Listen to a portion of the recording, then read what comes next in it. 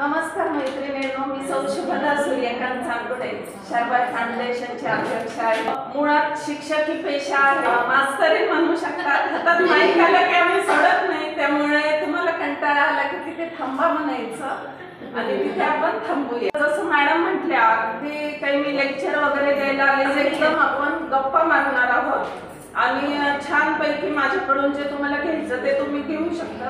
तर मैत्रिणी, मी नाशिकचीच आहे, अगदी ह्याच एरियात वावरलेली आहे लहानपणापासून। माझं माहेर नाशिकचं मेन रोडलाच आमचे घर होते। मी ज्या काळात इंजिनियर झाले त्या काळात अगदी बोटावर मोजण्या इतक्या मुली ह्या इंजिनियर होत असत। आणि जेव्हा मी इंजिनियर झाले तर घरात अगदी खूपही कौतुक वाटलं नाही का, तर माझी आई सुद्धा 40 वर्ष ही प्रिन्सिपल होती।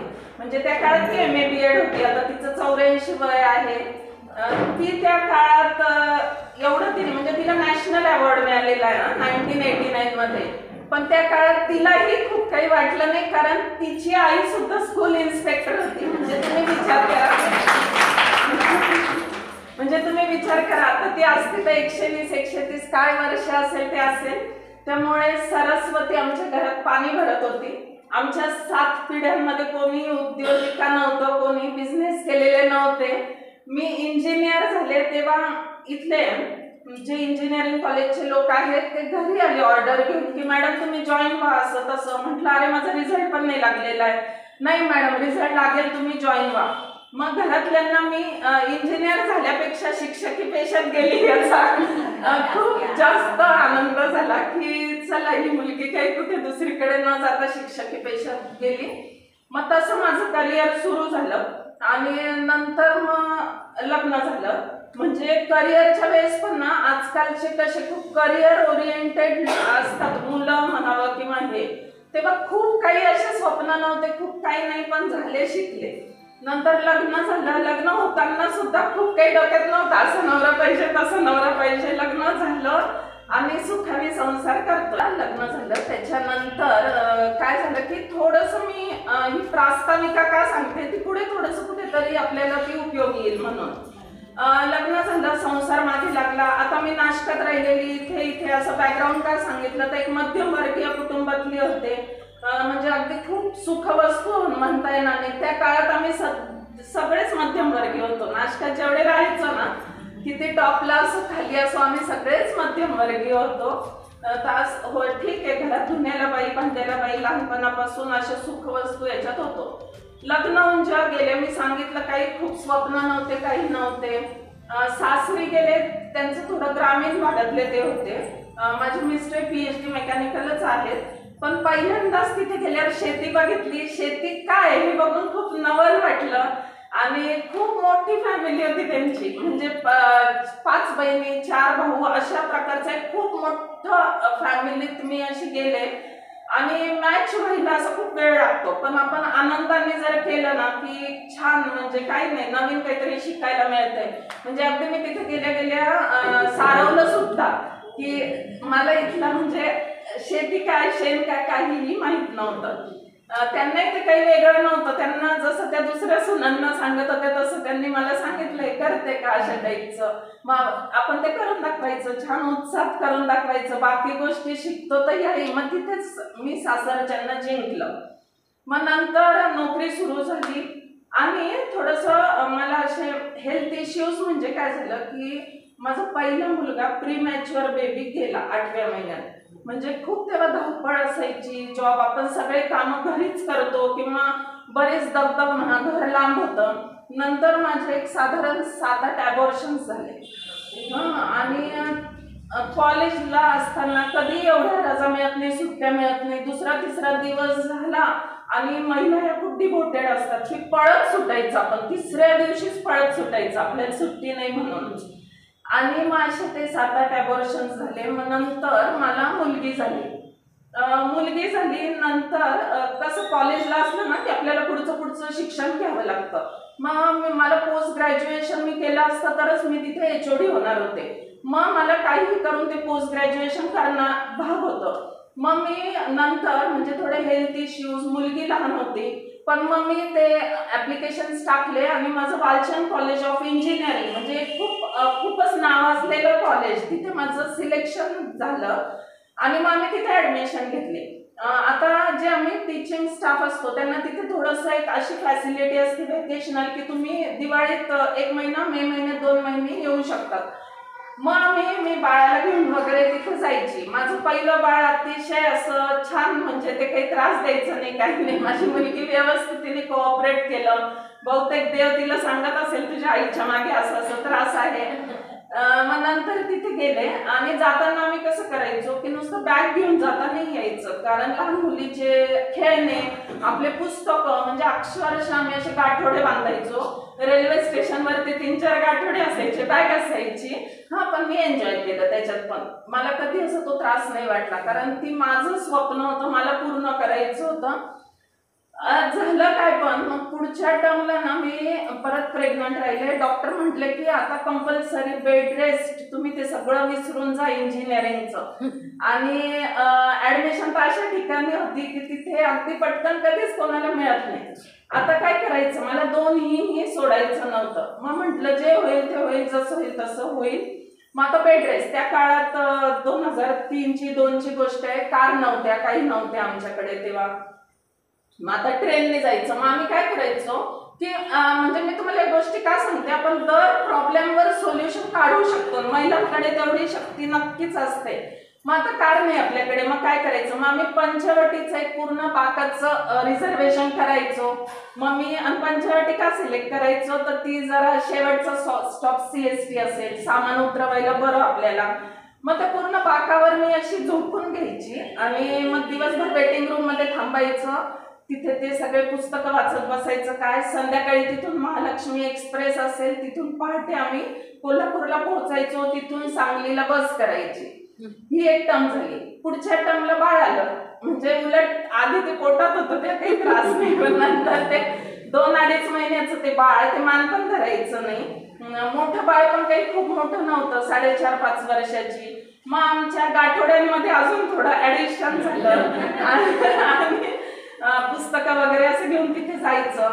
पण आपण चांगलं राहिलो ना तर आपल्याला खूप चांगले लोक भेटतात, हे मात्र अगदी खूप चांगलं, अगदी पक्क ठरवा तुम्ही. मग तिथे सांगलीला असंच एक कानेटकर फॅमिली, माझी खूप जवळची मैत्रीण झाली अगदी. म्हणजे तिथे जायचं की मला माहेरपणाला गेल्यासारखं वाटायचं. मग तिथे जाताना ती बाळाला आंघोळीला घालायची, बाई वगैरे सगळं शोधून ठेवायची.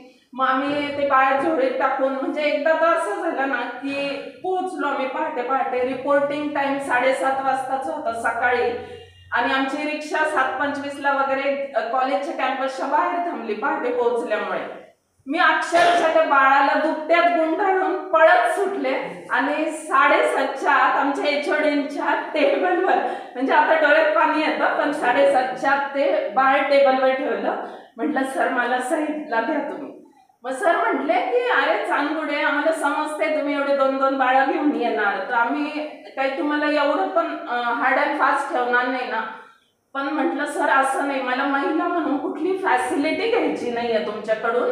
मी पुरुषांच्या बरोबरीनेच करू शकते. मला असं म्हणजे केविलवर असं काही नकोय तुमच्याकडनं, मी सहानुभूती नकोय, मी करू शकते तोपर्यंत करेल. खूपच जर काही प्रॉब्लेम आला तर मग मी तुम्हाला सरळ सांगेल. मग नंतर MA गेलं की पेपर प्रेझेंट करावे लागतात. मग काही इंटरनॅशनल कॉन्फरन्सला गेल्यावर माझे मिस्टर मोठ्या बाळाला सांभाळायचे, मी लहान बाळाला झोळीमध्ये असं डाव्या हाताने झोका द्यायची, उजव्या हाताने प्रेझेंटेशन्स बनवायची. तर अशा प्रकारे आमचं ते चाललेलं होतं. मग आता माझं सांगण्यामागचं तात्पर्य काय होतं, आजकालच्या ज्या महिला असतात किंवा नवीन सुना असतात किंवा नवीन स्टाफ घ्या कॉलेजचं, आपण जर काही म्हटलं ना त्यांना की तुम्ही हे का नाही करत, तुम्ही ते का नाही करत, नाही आमचं बाळ लहान आहे. किती लहान आहे, पहिलीत जात आहे. मग 2 वर्षांनी भेटल्या की नाही आता ते ना 3री-4थीतच आहे, मग ते बाळ 10वीत जातं. मग म्हणतात नाही आता ते 12वीत जाईल ना, मग त्याचे ऍडमिशन झाल्यावर आम्ही काहीतरी करू. असे म्हणजे कारण ते सांगतात. मग म्हणून मी थोडीशी पार्श्वभूमी सांगितली की याच्यातून आम्ही असं केलं. मग MAचं परत जेव्हा ते तुम्हाला मी काही बोर नाही नव्हते. MAला जेव्हा तिथे गेलो परीक्षेला, म्हणजे जेव्हा मी प्रेग्नंट होते तेव्हा परीक्षेला आम्हाला ते ड्रॉइंग हॉल आलेला होता, त्या स्टूलवर बसता येणार, मग तिथे ऍप्लिकेशन द्यायचं की सर मला तुम्ही चेअर द्या वगैरे असं, म्हणजे खूप शो ऑफ व्हायचा. पण काही लाजायचं नाही, काही नाही. आपलं टार्गेट काय आहे, आपल्याला पोस्ट ग्रॅज्युएशन करायचंय, बाकी कोण हसते काय ते सोडून द्यायचं. मग हे झालं. मग आम्ही तिथून आणि दर पेपर लिहिताना ना मंडळी कायम म्हणजे दर वाक्य लिहिताना मी इतक्या याने लिहायची तो पेपर की काहीही करून या टर्मला माझे पेपर सुटले पाहिजे. नाही सुटले तर मला परत एका टर्मला येणं हे शक्य नव्हतं 2 बाळं घेऊन. आणि या सगळ्या जिद्दीमुळे मी तिथे पहिली आले. डिस्टिंक्शन मध्ये मी टॉपला. मला 76-77% मिळाले त्या काळात. मग झालं, आम्ही इकडे आलो, HOD पोस्ट मिळाली, इथलं करिअर सुरू झालं. मग नंतर 1-2 वर्ष थोडंसं तिथे सेट झाले. नंतर मी विचार करायला लागले की आपल्याला एवढे हेल्थ प्रॉब्लेम आले होते मध्ये, किंवा काही फॅमिलीज मध्ये झाले, काही स्टाफ मध्ये झाले की कोणाला कॅन्सर, कोणाला डायबिटीस, किंवा आमचे जे विद्यार्थी जे अगदी तरुण वयोगटातले असतात, डिप्लोमा डिग्रीचे मुलं 17 ते 21 मधले, कुठला ना कुठला आजार होता त्यांना. म्हणजे डायबिटीस असेल, कॅन्सर असेल, किंवा अगदी काही नाही म्हटलं ना तर चष्मा लावून येते. हे का असं खूप विचार केला मी. त्याच्यावर खूप सारं लिटरेचर वाचलं, संशोधन केलं. तर मंडळी सगळ्यात जे माझ्या लक्षात आलं ना, म्हणजे हा काही मी शोध लावला नाही, मी फक्त अभ्यास केला की जे आपल्या जेवणामध्ये जे अगदी विष पेरलं जातंय शेतकऱ्यांकडनं न कळत त्यांनी हे सगळे आजार आपल्याला लागलेले आहेत. हे अगदी पक्क सिद्ध झालं. म्हणजे आज तर मी PPT आणलं नाही माझं. जे अगदी आपण उंदीर घुशींवर औषध मारतो ना, ते औषध आपल्या अन्नधान्यावर मारलं जातं. आणि आपण शहरातल्या बायका ज्या असतो ना, या फक्त डोळ्याने खातो, तोंडाने खात नाही. आपल्याला टमाटे लाल पाहिजे, मोठे पाहिजे, आपल्याला द्राक्ष मोठे मोठे पाहिजे, भरलेले पाहिजे, गच्च हिरव्या पालेभाज्या खूप छान फ्रेश दिसल्या पाहिजे. मग टमाटा लाल दिसणं म्हणजे एक विष असतं, तो मोठा दिसणं म्हणजे एक विषाचं इंजेक्शन दिलेलं असतं, त्याचं ते बेचवपणा एक दिलेलं असतं. आज माझ्याजवळ तो चार्ट नाहीये, तो पाहिल्यावर तर तुम्ही थक्क झाले असतात. म्हणजे जे युरोपियन कंट्रीज मध्ये फक्त 20 ppm अलाउड आहे, ते आपल्या इथे 1000 टाकलं जातं, 1000. ते पण तुम्ही जर मोजलं तर आपल्या इथे मोजण्याच्या भानगडीत पडत नाही. तिकडून ऑर्डर रिजेक्ट झाल्या की आपल्या इथे तो माल सर्रास विकला जातो. ते कंटेनर इथे आणतात, कमी भावात विकून टाकतात. नाशिकचे द्राक्ष तर सगळ्यात घातक द्राक्ष असतात. मग आता हा सगळा अभ्यास केला नंतर तुम्हाला एक पंजाब मेल माहिती असेल, पंजाब मधली, तिला कॅन्सर मेलच नाव आहे. म्हणजे पूर्ण त्याच्यात कॅन्सर पेशंट्स भरून जातात. राजस्थान जवळ एक खूप मोठा ग्रुप हा मंदबुद्धीचा निघालेला आहे मुलांचा. का तर तो संशोधन केलं तर तो फक्त ह्या अन्नधान्यावरच्या विषामुळे तो असं झालेला आहे. मग एवढं सगळं बघितल्यावर मग म्हटलं आपण नुसतं ऐकून बघून किंवा आपल्या पुरतं करून काहीही उपयोग नाहीये, आपण काहीतरी केलं पाहिजे. मग आता काय केलं पाहिजे? आता नुसतं स्टेजवर येऊन गप्पा मारणं तर सगळे करू शकतात, तर तसं नाही, पदर खोचून काम केलं पाहिजे. मग मी पदर खोचला. नंतर तेव्हा 2005 उजाडलेला असेल. आम्ही एक सेकंड हँड कार पण घेतलेली होती. मग आमचं विंचवाचं बिराड आम्ही सगळं त्याच्यात टाकायचं आणि मग शेतावर गेलो तर आता आमच्या हिश्श्याची, आमच्या वाट्याची जी जमीन होती ना 10 एकर होती. आमचं शेत चासनळी कोपरगाव जवळ आहे. तिथून शिर्डी 25 किलोमीटर राहतं, इथून ते 80 किलोमीटर आहे. मग आम्ही गेलो, म्हटलं आपण स्वतः काहीतरी शेतात करायचं, लोकांना काहीतरी त्याचं हे द्यायचं आणि मग असे लेक्चर द्यायचे की तुम्ही विषारी खाऊ नका, हे नका. मग पाहिलं ना, तिथे गेलो तर सगळं बाभळीचं जंगल वाढलेलं. म्हणजे अक्षरशः मला JCB आणावं लागणार होतं ते साफ करायला. मला कुठलाही अनुभव नाही. जसा शेतकरी मला नाही, माझ्या मिस्टरांना नाही, ते पहिलीपासून पब्लिक स्कूलला बाहेर राहिलेले. मग जसं ना शेतकरी एका रात्रीमध्ये इंजिनियर होऊ शकत नाही ना मंडळी, तसा इंजिनियर पण एका रात्रीत शेतकरी नाही बनवू शकत. मग हे लक्षात आलं. मग मी काय केलं, मला तेव्हा पण असे खूप चांगले शेतीतले गुरु मिळाले. आता पद्मश्री सुभाष पाळेकर यांच्याकडून मी गोआधारित शेती शिकले, त्यांचे कोर्सेस केले, वर्कशॉप केले, त्यांचे एवढे मोठे पुस्तकं वाचले. नंतर ताराचंद बेलजेबाई यांच्याकडनं मी कटिंग टेक्निक शिकले, 2G 3G 5G हे शिकले. नंतर खदरवलीन सरांकडनं मी मिलेट्स शिकले की मिलेट्सचं फार्मिंग पासून ते त्याचं सायंटिफिक स्टडी, कुठल्या आजारावर कुठला मिलेट खाल्ला पाहिजे, मिलेट्सने कॅन्सर कसे बरे होतात, डायबिटीस कसं बरा होतो, वजन कसं नियंत्रणात आणलं जातं, या सगळ्या टेक्निक्स मी शिकले. आणि तेव्हा म्हणजे आता ही 2005ची गोष्ट सांगते मी तुम्हाला. मग आम्ही आमचं शेत क्लीन केलं, लेव्हलिंग केलं. आता पहिलं पीक कुठलं लावायचं, तर आता म्हटलं आपण तर इथे नोकरीला आहे, 2 जण इथे आहे, मुलं लहान आहेत, आपल्याला सारखं जाणं येणं होणार नाही. मग आम्ही खूप पिकांची यादी काढली आणि त्याच्यात खूप विचार करून खूप जणांचे सल्ले घेतले. म्हणजे एक तर टीचर आधीच म्हणजे मास्तर आधीच चिकित्सक असतो, त्याच्यात अजून त्याच्यावर संशोधन करत बसा. मग आम्ही खूप शेतकऱ्यांकडनं फिरलो आणि मग अनेक शेतकऱ्यांनी आम्हाला असा सल्ला दिला, मॅडम तुम्ही कोरफड लावा, खूप छान आहे, खूप इंडस्ट्री स्वतःहून येतात, आपल्याला अगदी कुठे जावं लागत नाही. म्हणजे खूप छान सांगितलं त्यांनी, बरोबरही होतं ते. त्याला गुरं खात नाही, त्याला गडी लागणार नाही, त्याला पाणी लागणार नाही. मग आम्ही ते कोरफडीची शेती लावली, पाऊस पडला आणि पावसाने छान काम केलं. म्हणजे एकेका रोपाला अगदी 15-20 फुटवे आले आणि खूप छान म्हणजे ते शेत हिरवगार दिसलं. मग कसं आपलं सगळं थेरॉटिकल असतं बरोबर. मग मी म्हटलं अरे हे शेतकरी लोक का बरं आत्महत्या करतात, यांनी पण असेच पिकं घ्यायला पाहिजे. बघा आपण डोकं लावलं आणि किती म्हणजे आपल्याला काही फार चक्कर मारल्या नाही, काही नाही, तरी पण आपलं पीक किती छान आलेलं आहे, कोणी चोरलं नाही, जनावरांनी त्याला तोंड लावलं नाही. आणि शेतकरी ना म्हटलं डोकं लावत नाही म्हणून हे आत्महत्या करतात. आणि मग नंतर आम्ही मार्केटमध्ये ते विकायला गेलो. मार्केटमध्ये विकायला गेल्यावर एक जण सुद्धा आमचं घ्यायला तयार नव्हतं. म्हणजे 2 रुपये किलोनी सुद्धा आमचे पानं जात नव्हते. मग तेव्हा ना असा बुडबुडा फुटला, जमिनीवर आलो आणि त्या दिवशी मला कळालं शेतकरी का आत्महत्या करतात, का डिप्रेशन मध्ये जातात. की एवढं मुलं बाळ सांभाळून, नोकरी सांभाळून आम्ही केलेलं होतं तिथे. पण महिला या खूप जिद्दी असतात. महिला कधीही अशा लवकर आत्महत्या करत नाही, उलट सगळ्या फॅमिलीला त्या सावरून घेतात.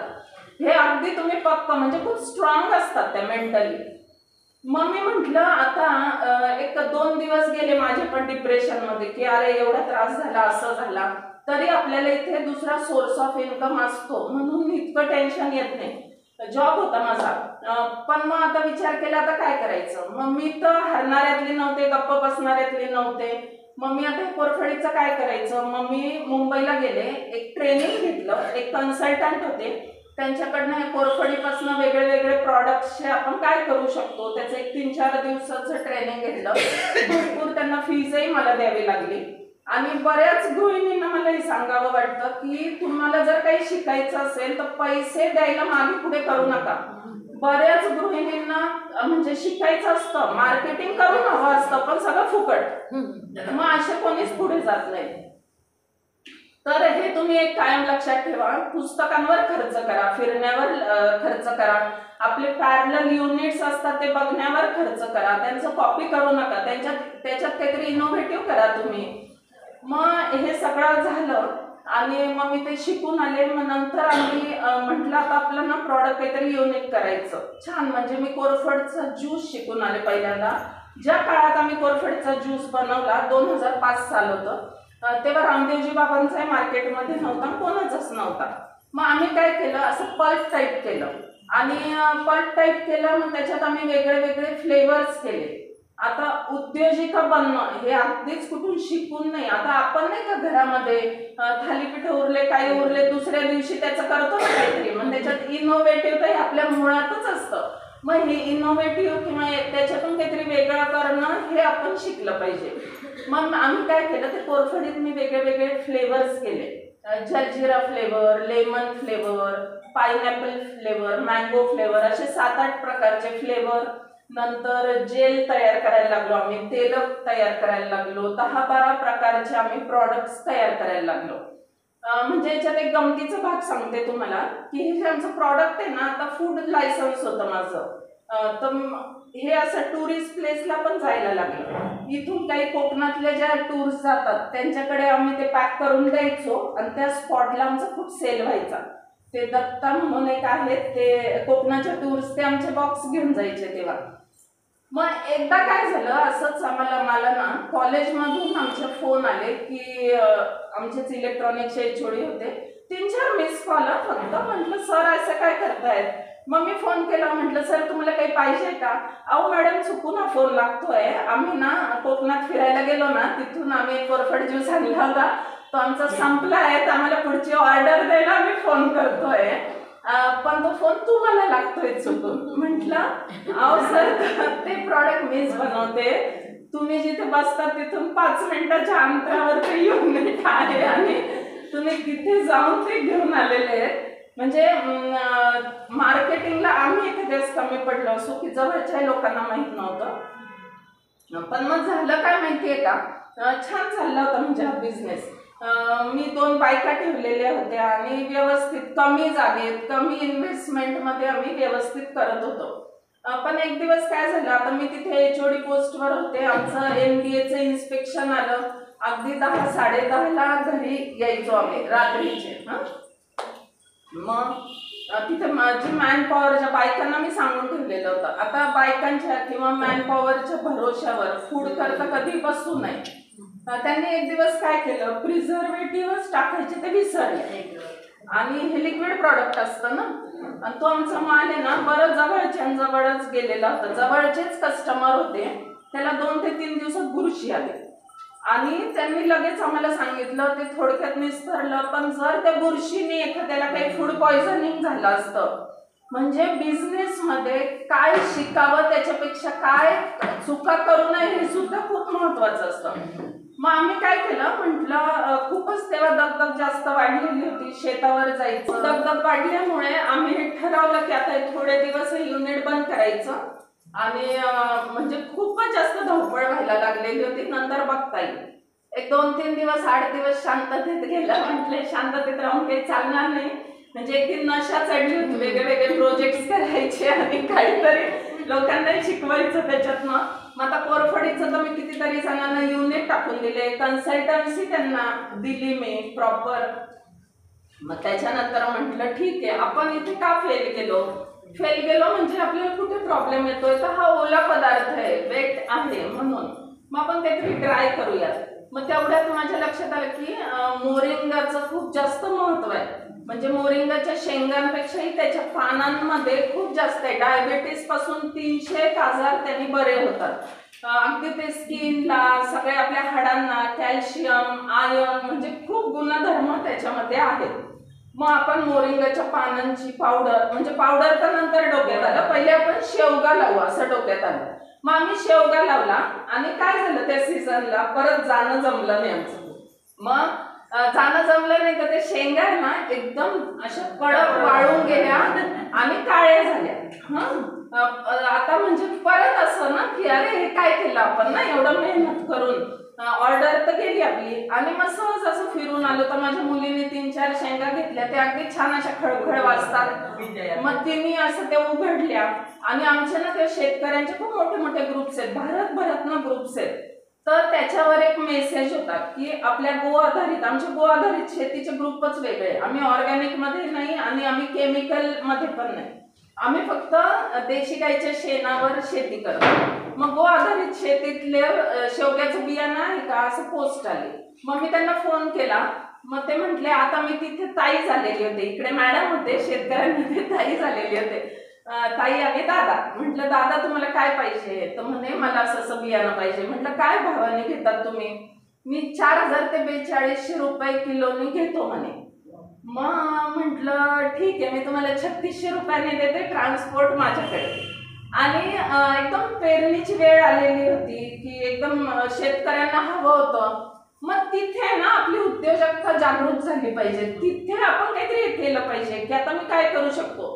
मग मी फटाफट 2 बायका लावल्या, रात्रीतनं सगळ्या शेंगा तोडल्या, बियाणं तोडले, तिथून नाशिकला फोन लावला की मला स्टिकर्स पाहिजे, थोडं प्रेझेंटेशनला आजकाल महत्व असतं, छान पॅकिंग करून दिलं पाहिजे, मला माहित होतं. मग स्टिकरवाला म्हणे आम्ही रात्रीतनं तर काही देणार नाही. मग मी इथेच रबर स्टॅम्पवाले आहे ना आपले, जाधव रबर स्टॅम्प, त्यांना फोन केला. म्हटलं आम्हाला आहे ना तुम्ही फक्त शेवगा बियाणे उपलब्ध, खाली माझा नंबर टाकून द्या. मग ते पांढऱ्या चिठ्ठ्यांवर ते छापले आणि मला जे शेंगांमधून जे पैसे अपेक्षा होती त्याच्या 5 पट पैसे मला नंतर म्हणजे असं मी छोटं छोटं सांगते. मग याच्यातनं शेवग्याच्या पानांचं आम्ही काय केलं, पावडर केली. त्या पावडर मधनं मग अजून काही उत्पादनं काय करता येतील, मग त्याचे साबण बनवले आम्ही, त्याचे प्रीमिक्स बनवले. तो थोडासा विषय मी नंतर घेते तुमचा. ह्याच्या गोळ्या त्यात आहे, कॅप्सूल्स बनवल्या, हे मी थोडासा तो विषय नंतर घेते. मग शेतकऱ्यांकडे पण आम्ही फिरतो. शेतकऱ्यांना पण मी फ्री ऑफ कॉस्ट ट्रेनिंग देते. शेतावर आमचं जे घर बांधलेलं आहे तिथे हॉलमध्ये एक टीव्ही आहे, त्यांनाही प्रेझेंटेशन देऊन काही गोष्टी सांगता येतात. म्हणजे जर आपण शेतकऱ्याला सुधरवलं ना तरच आपण जगणारे तगणारे. नुसतंच त्यांना असं. आणि आपल्याकडचं एक अगदी वाईट गोष्ट म्हणजे काय, ज्याला बुद्धी नाही किंवा थोडं कमी असेल ना त्याला शेतीत ढकललं जातं. त्या बिचाऱ्याला आधीच काही कळत नाही. तो पेस्टिसाइडच्या दुकानात गेला की तो माणूस तुम्हाला अजून वेड्यात काढतो. का तर तुम्ही पेस्टिसाइड वाल्याला फक्त विचारायचं की बाबा तुझ्या फॉरेन व्हिजिट्स किती झालेल्या आहेत. दरवर्षी तो एकदा जातो, त्याचं ते सेलिंगवर फॉरेन व्हिजिट्स असतात. मग तो काय करतो, जो डोस असतो त्याच्या अजून 2 पट 3 पट त्या शेतकऱ्याला सांगतो. शेतकऱ्यांना आधीच काही समजत नाही, ते अजून डबल टाकतात परत तो की अजून चांगलं झालं पाहिजे. आणि हे जे पेस्टिसाइड्स असतात ना याचे अक्षरशः 2-5% सुद्धा ते जंतू वगैरे मरायला लागत नाही, बाकी सगळं आपल्या ते पोटात जातं. मग एकदा अशीच गंमत सांगते तुम्हाला. म्हणजे आता हे आम्ही उद्योगिनी ग्रुप आहे म्हणून मी उद्योगांबद्दल बोलते. ते एकदा आम्ही असेच हरभरे लावले, परत तीच कंडिशन. म्हणजे मला शेतीतलं एक पक्क समजून गेलेलं आहे, तुम्ही जर रॉ विकलं ना तुम्ही कधीच फायद्यात नसतात. शेतकरी कधीच फायद्यात नसतो, कारण भाव ठरवणं त्याच्या हातात नसतं. त्यामुळे मग अशा वेळेस आपण ते विकायचंच नाही, त्याचं तुम्ही बाय प्रोडक्ट करूनच विकायचं. मग ते तसे ट्रेनिंग मी बऱ्याच शेतकऱ्यांना दिले. मग एकदा हरभरे लावले होते, तर तो जो भाव सांगितला मार्केटमध्ये होलसेलचा, तर आमचा अक्षरशः नांगरणं वगैरे सुद्धा निघत नव्हतं त्याच्यातनं. मग मी काहीतरी विचार केला, आमच्या गावातल्या भुजाऱ्यांकडे गेले, ते भोई लोक असतात ना, त्यांना म्हटले मला भाजून देतात का तुम्ही. मग त्यांनी भाजून त्याचे फुटाणे करून दिले. मग परत आम्ही छोटे छोटे पॅक केले, त्याच्यावर छान अट्रॅक्टिव्ह स्टिकर्स लावले आणि हातोहात मुंबई पुण्याला आमचे ते खपले. म्हणजे इतका भाव मिळाला ना त्याच्यात पण की कायम शेतकऱ्याला मी ते सांगते की तुम्ही असं रॉ विकायच्या भानगडीत पडू नका. पण बऱ्याचदा त्यांनाही ऑप्शन नसतो, त्यांना एकखट्टी पैसे हवे असतात. मग मला असं सांगणं शहरातल्या लोकांना की तुम्ही असं काही ठिकाणी तुम्ही जा, त्यांच्याशी टायअप करा, 1-2 शेतकरी हाताशी धरा आणि असे छोटे छोटे बिझनेस आहे ना तुम्ही स्वतः अगदी 10 बाय 10च्या खोलीत सुद्धा तुम्ही टाकू शकतात. मग हे झालं मोरिंगा किंवा शेवग्याच्या पानांचं, त्याची आम्ही पावडर केली, ते पण मी तुम्हाला नंतर सांगते. मग नंतरचं होतं मिलेट्स. आता मिलेट्स कडे जे आलो तर आता मला वाटतं त्या दिवशी जे होते तिथे त्यांना एक थोडंसं लेक्चर ऐकलंच आहे त्यांनी माझं मिलेटवर. तर मागचं वर्ष होतं हे 2023 हे इंटरनॅशनल मिलेट इयर होतं. जगभरामध्ये हे साजरं केलं गेलं. याचं प्रपोजल हे आपण ठेवलेलं होतं भारताने आणि त्याला 72 देशांनी पाठिंबा दिला होता. म्हणून मागचं वर्ष हे खूप महत्वाचं होतं. मग आता मिलेट्स म्हटलं ना की असं half knowledge is always dangerous असं म्हणतात ना, की ऐकून घेत नाहीत लोक काय सांगतायत ह्या, किंवा काहीतरी शिकून आले तर काहीतरी वेगळं असेल यांच्याजवळ. नाही आम्हाला माहिती आहे बाजरी ज्वारी नागली म्हणजे मिलेट्स, आम्ही खात होते. आणि ते काय, अरे तुम्ही काय खाता, ते आपले पूर्वजही खात होते, बरोबर आहे ना. आणि हे जे बाकीचे मिलेट्स आहेत ते सुद्धा आपले पूर्वज खात होते. पण हे जेव्हापासून इंग्रज लोक आले ना तेव्हापासून, किंवा ग्रीन रिव्होल्युशन म्हणू आपण, ग्रीन रिव्होल्युशन आणि व्हाईट रिव्होल्युशन आलं. ग्रीन रिव्होल्युशन म्हणजे हे खतबितं टाकून आणि व्हाईट रिव्होल्युशन म्हणजे जर्सी गाई आल्या, दोन्ही विषारी पदार्थ आले आपल्या इथे. नाही तर मग हे जे पॉझिटिव्ह मिलेट्स मी सांगते म्हणजे जे बाजरी ज्वारी नागली हे न्यूट्रल मिलेट्स आहेत. हे आपल्याला पोषण देतात, पण यांनी कुठलाही आजार बरा होत नाही. कारण याचा जो सायंटिफिक स्टडी आहे याचा कार्बोहायड्रेट बाय फायबर रेशो 10 पेक्षा कमी पाहिजे, तो नसतो. आणि हे जे पॉझिटिव्ह प्रकारचे 5 मिलेट्स आहेत, kodo millet, little millet, foxtail millet, barnyard millet, brown top millet, हे आजार बरे करतात. दर तुमचा आजार आहे ना त्याला वेगळा टाइम टेबल असतो. आता डायबिटीसचा टाइम टेबल वेगळा, प्रत्येक कॅन्सरचा टाइम टेबल वेगळा असतो. तुम्हाला कुठला कॅन्सर आहे, काय आहे, पीसीओडीचा टाइम टेबल वेगळा. आणि मंडळी याच्यात काही जादू नाही, सायन्स आहे. ते आजकाल ऍड असते ना, इसमें जादू नाही इसमें तो सायन्स आहे, तसं म्हणता येईल. जादू नाही सायन्स आहे. म्हणजे जादुई धान्य म्हणतात, पण याच्यात 2 प्रकारचे फायबर्स असतात. तर पहिलं फायबर असतं हे साधारण आपलं जे पोट साफ करतात ना, आपलं भाजीपाला फळं तशा प्रकारचं फायबर असतं. आणि दुसरं जे फायबर असतं ते सोल्युबल फायबर असतं. ते तुमच्या एक पेशीमध्ये जातं आणि तुमची एक पेशी क्लीन करतं. म्हणजे आपले कसे जाळे जळमट असतात ना घरामध्ये, तसं ते क्लीन करतं. त्यामुळे तुमचं कोलेस्ट्रॉल कधी ते होऊच देत नाही. झालेलं असेल तर ते तुमचं हळूहळू कमी करेल. तुमच्या सगळ्या शरीरातले बारीक बारीक ज्या आर्टरीज ब्लॉक झालेले असतात, काय तुम्हाला जे जे हार्ट अटॅक करता, बीपी करता, जे आजार झालेले असतात ना, ते अगदी समूळ नष्ट होतात. म्हणजे कुठलं औषध नाही. आता इंग्लिश मध्ये म्हणतात, if your food is good no medicine is required, if your food is not good no medicine will work on you. तुमचा आहारच चांगला पाहिजे आणि तुमची ही स्वच्छता. आता आपण घराची स्वच्छता कशी रोज करतो, शरीराची आपण करत नाही. आता याच्यात एक मी तुम्हाला असं उदाहरण देते. उदाहरण म्हणजे एक गोष्ट सांगते छोटीशी. 2 बिझनेसमनची मीटिंग असती. खूप मोठा बिझनेसमन असतो तो. त्या मीटिंग मध्ये अगदी ती 5 स्टार मध्ये चालू असते. तो त्याचं प्रॉडक्ट घेऊन येतो. मग दुसरा म्हणतो ठीक आहे, तुझ्या याची गॅरंटी काय, कसं, ह्या मशीनची. मग तो म्हणतो या मशीनची गॅरंटी 20 वर्ष आहे माझी.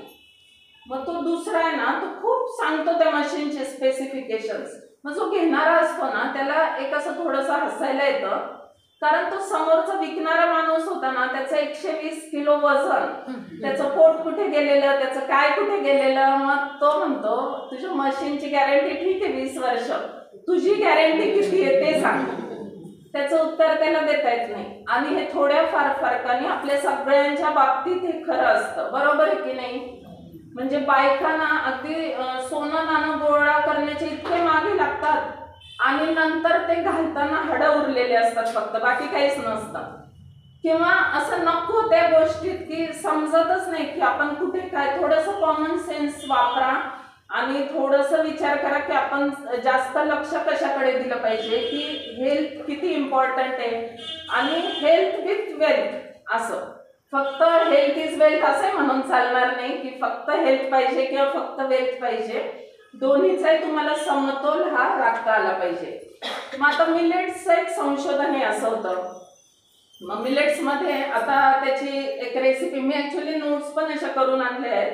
ते शेवटी तुम्हाला पत्रक देते, त्याच्यावर 5 प्रकारचे मिलेट्स, कसं खायचं, काय खायचं. नंतर माझा फोन नंबरही मी तुम्हाला देईल. काही डाऊट आला तरी तुम्ही विचारू शकतात. तर मिलेट्स हे असं शास्त्र आहे, पण त्याची एक रेसिपी अगदी शॉर्ट मध्ये मी तुम्हाला सांगून देते. मिलेट्स हे कधी भिजवल्याशिवाय खायचे नाही. का बरं? तर गव्हाला फक्त बाहेरच्या लेअर मध्ये फायबर असतो, गहू आणि तांदळाला. आणि मिलेट्सला याला बांगडी सारखं असतं, कॉन्सेंट्रिक सर्कल, एकाडे एक फायबर एक कार्बोहायड्रेट, एक फायबर एक कार्बोहायड्रेट. मग ते आतपर्यंत जर भिजले गेले नाही ना, तर त्याचा आपल्या शरीराला उपयोग होत नाही. ते तुमच्या शरीरातनं पाणी शोषतील आणि तुम्हाला अजून त्रास होईल. म्हणून मिलेट्स हे कंपल्सरी 6 तास भिजले पाहिजे. आता मिलेट्सच्या ज्या गोष्टी सांगते मी, याच्यावर संशोधन नाही केलेलं आहे. जे खादरवली सर, ज्यांना नुकतंच हे मिळालं, पद्मश्री मिळालं, त्यांना मिलेट मॅन म्हणतात, त्यांच्या अंडर मी काम केलं. ते मला मुलगी म्हणतात. त्यांचं मी एक मराठी पुस्तकही ट्रान्सलेट करून दिलं कोरोनाच्या काळात. तर हे जे 5 मिलेट्स असतात ना मंडळी, तर एक मिलेट एक तुमचं अवयव क्लीन करतो. म्हणजे कोडो मिलेट घेतला ना, तो तुमचं रक्त शुद्धी करतो. तुमचं जे बोन मॅरो, हाडाच्या आतमध्ये रक्ताची फॅक्टरी, ती क्लीन करतो. म्हणजे तुम्हाला रक्ताचे कुठलेही आजार लागणार नाही. अगदी किरकोळ असतील ना, कुठे रक्तामुळे पिंपल आलं किंवा हे झालं, ते सुद्धा ऑटोमॅटिक जातात. मग नंतर फॉक्सटेल मिलेट, हे काही किडनी क्लीन करतात, लिव्हर क्लीन करतात.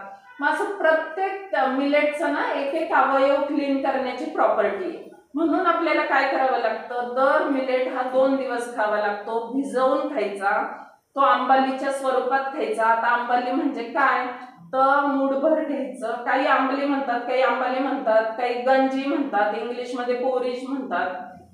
तर मूठभर मिलेट घ्यायचे अगदी एकदाच सांगते आणि समजून घ्या तुम्ही सगळ्या अगदी छान सुग्रणी आहेत. आता जी आपली ती कॉम्पिटिशन झाली त्या दिवशी एकही रेसिपी त्याच्यातली अशी आजार बरे करण्याची नव्हती, पण त्या लोकांना जर माहीतच नसेल त्यामुळे त्यांनी टेस्टी रेसिपीज केल्या सगळ्या. तर याच्यात कसं करायचं, मूठभर घ्यायचं, ते रात्रभर भिजवायचं, सकाळी शिजवायचं आणि त्याला एक कपडा बांधून ठेवायचा वरतून, म्हणजे हवा खेळती राहिली पाहिजे, आणि ते संध्याकाळी खायचं.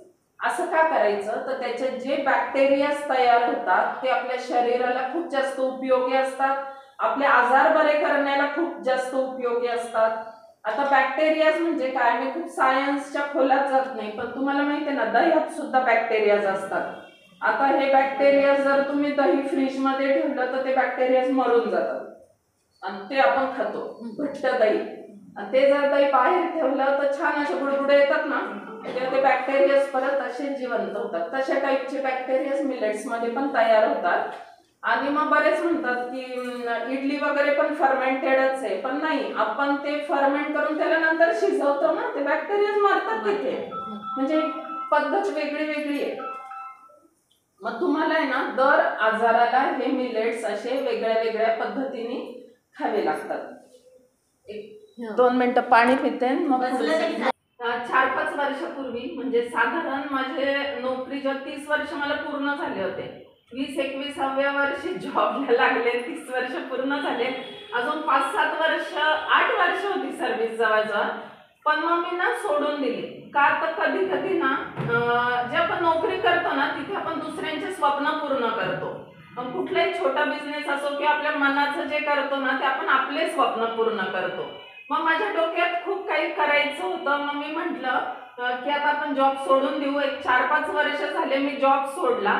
एक माझी संस्था टाकली. त्या संस्थेच्या अंडर मी अनेक BPL, बिलो पॉवर्टी लेवल अशा लोकांना शिकवत होते, म्हणजे वेगळे वेगळे कोर्स घ्यायचे.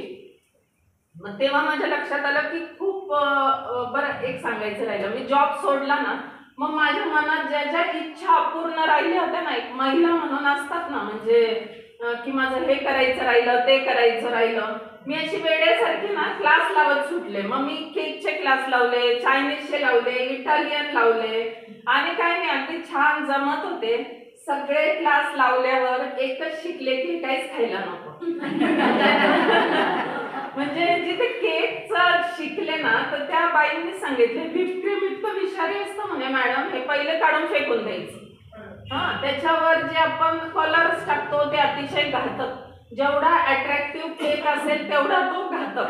म्हणजे आतल्या लेयर्स मध्ये तर अक्षरशः बऱ्याचदा वाईन टाकलेली असते. वाईन पण जाऊ द्या, वाईन काही जण चांगली म्हणतात, दारू पण टाकतात, नंतर कोका कोला टाकतात, बरेच प्रकारचे असतात केक्स. आणि म्हणजे त्याला नावं ठेवण्यापेक्षा त्याच्यावर जे कलर्स हे टाकतो ना ते अजून घातक असतात.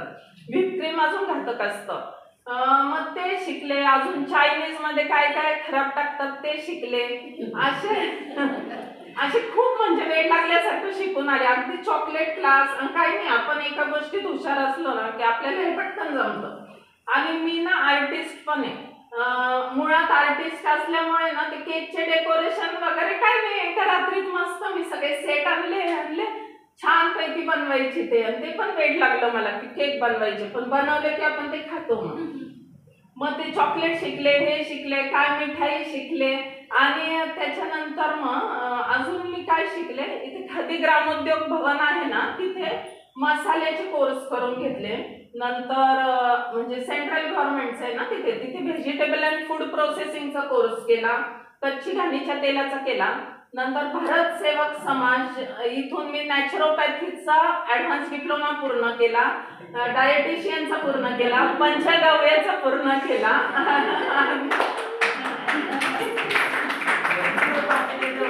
आणि मग ते पूर्ण करता करताना म्हणजे मी तेव्हा माझं हेच ठेवलं होतं tagline, back to nature, down to earth. हवेत राहायचं नाही, इलेक्ट्रॉनिक्स इंजिनियर हवेत असतात, आपण जमिनीवर राहायचं.